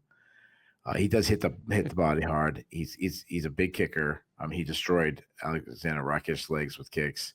He doesn't check leg kicks though. He had his own legs pushing it past. I mean, that's how Alex Pereira has always been able to land big shots on him, because he kind of he restricts his movement by kicking his legs and hurting him. He's a better wrestler than you think. He has taken guys down, though. I definitely still wouldn't call him a good offensive wrestler. If taken down, he's hard to take down, but even worse is he's so big and strong. He gets up really quickly. He has a better grappling. He's got credit. He's got a handful of subs on his record. My concern is I am worried about his durability. Now, he's taken years of damage, damage over the years, I should say. And he has been knocked out in the past. But to his credit, like in the UFC, it's been Alex Pereira. Like, he might really be the greatest knockout artist ever. Or the run he's going on, he might go down as the greatest fighter ever. Carlos Ulberg, like, he's a dynamic athlete, very good movement, very good striker. He uses movement well. He's a guy that he avoids strikes by not being there. He's relaxed, very comfortable, and then suddenly he explodes. Kickboxer, he's a technically sound guy, fast hands, accurate. He likes to pot shot from range. He won't really get drawn into a brawl, which would be really dumb if he does that against Prohaska.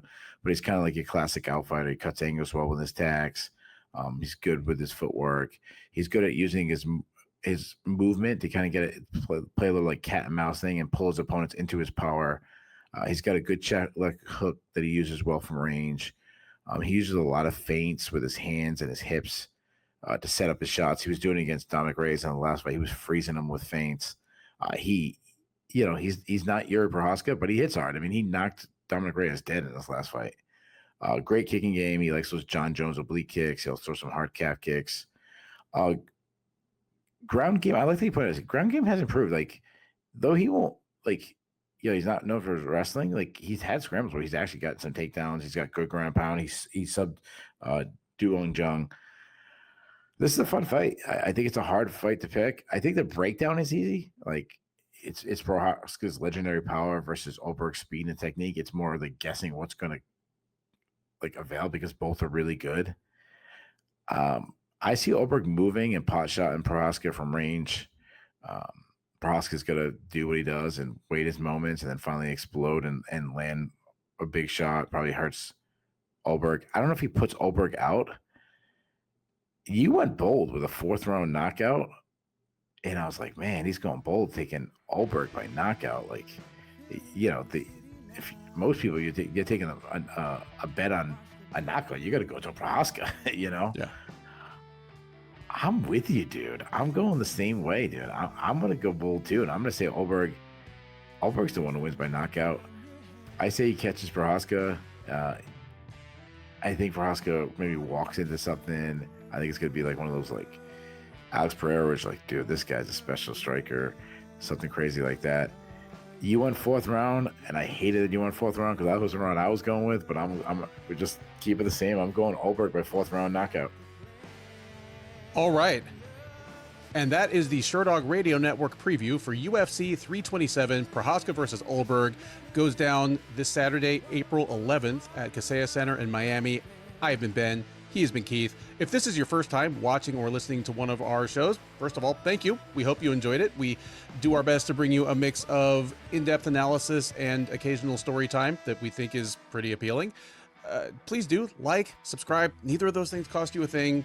makes our bosses happy, allows us to keep bringing you this content free of charge. Please drop us a comment.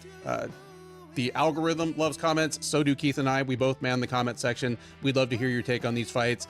As I said off the top, this is one of the more evenly matched cards of the year in terms of the odds. So if you think we left any upset value on the table, please sound off. If you're right and we're wrong, we will give you your flowers on the recap. You just need to come collect them.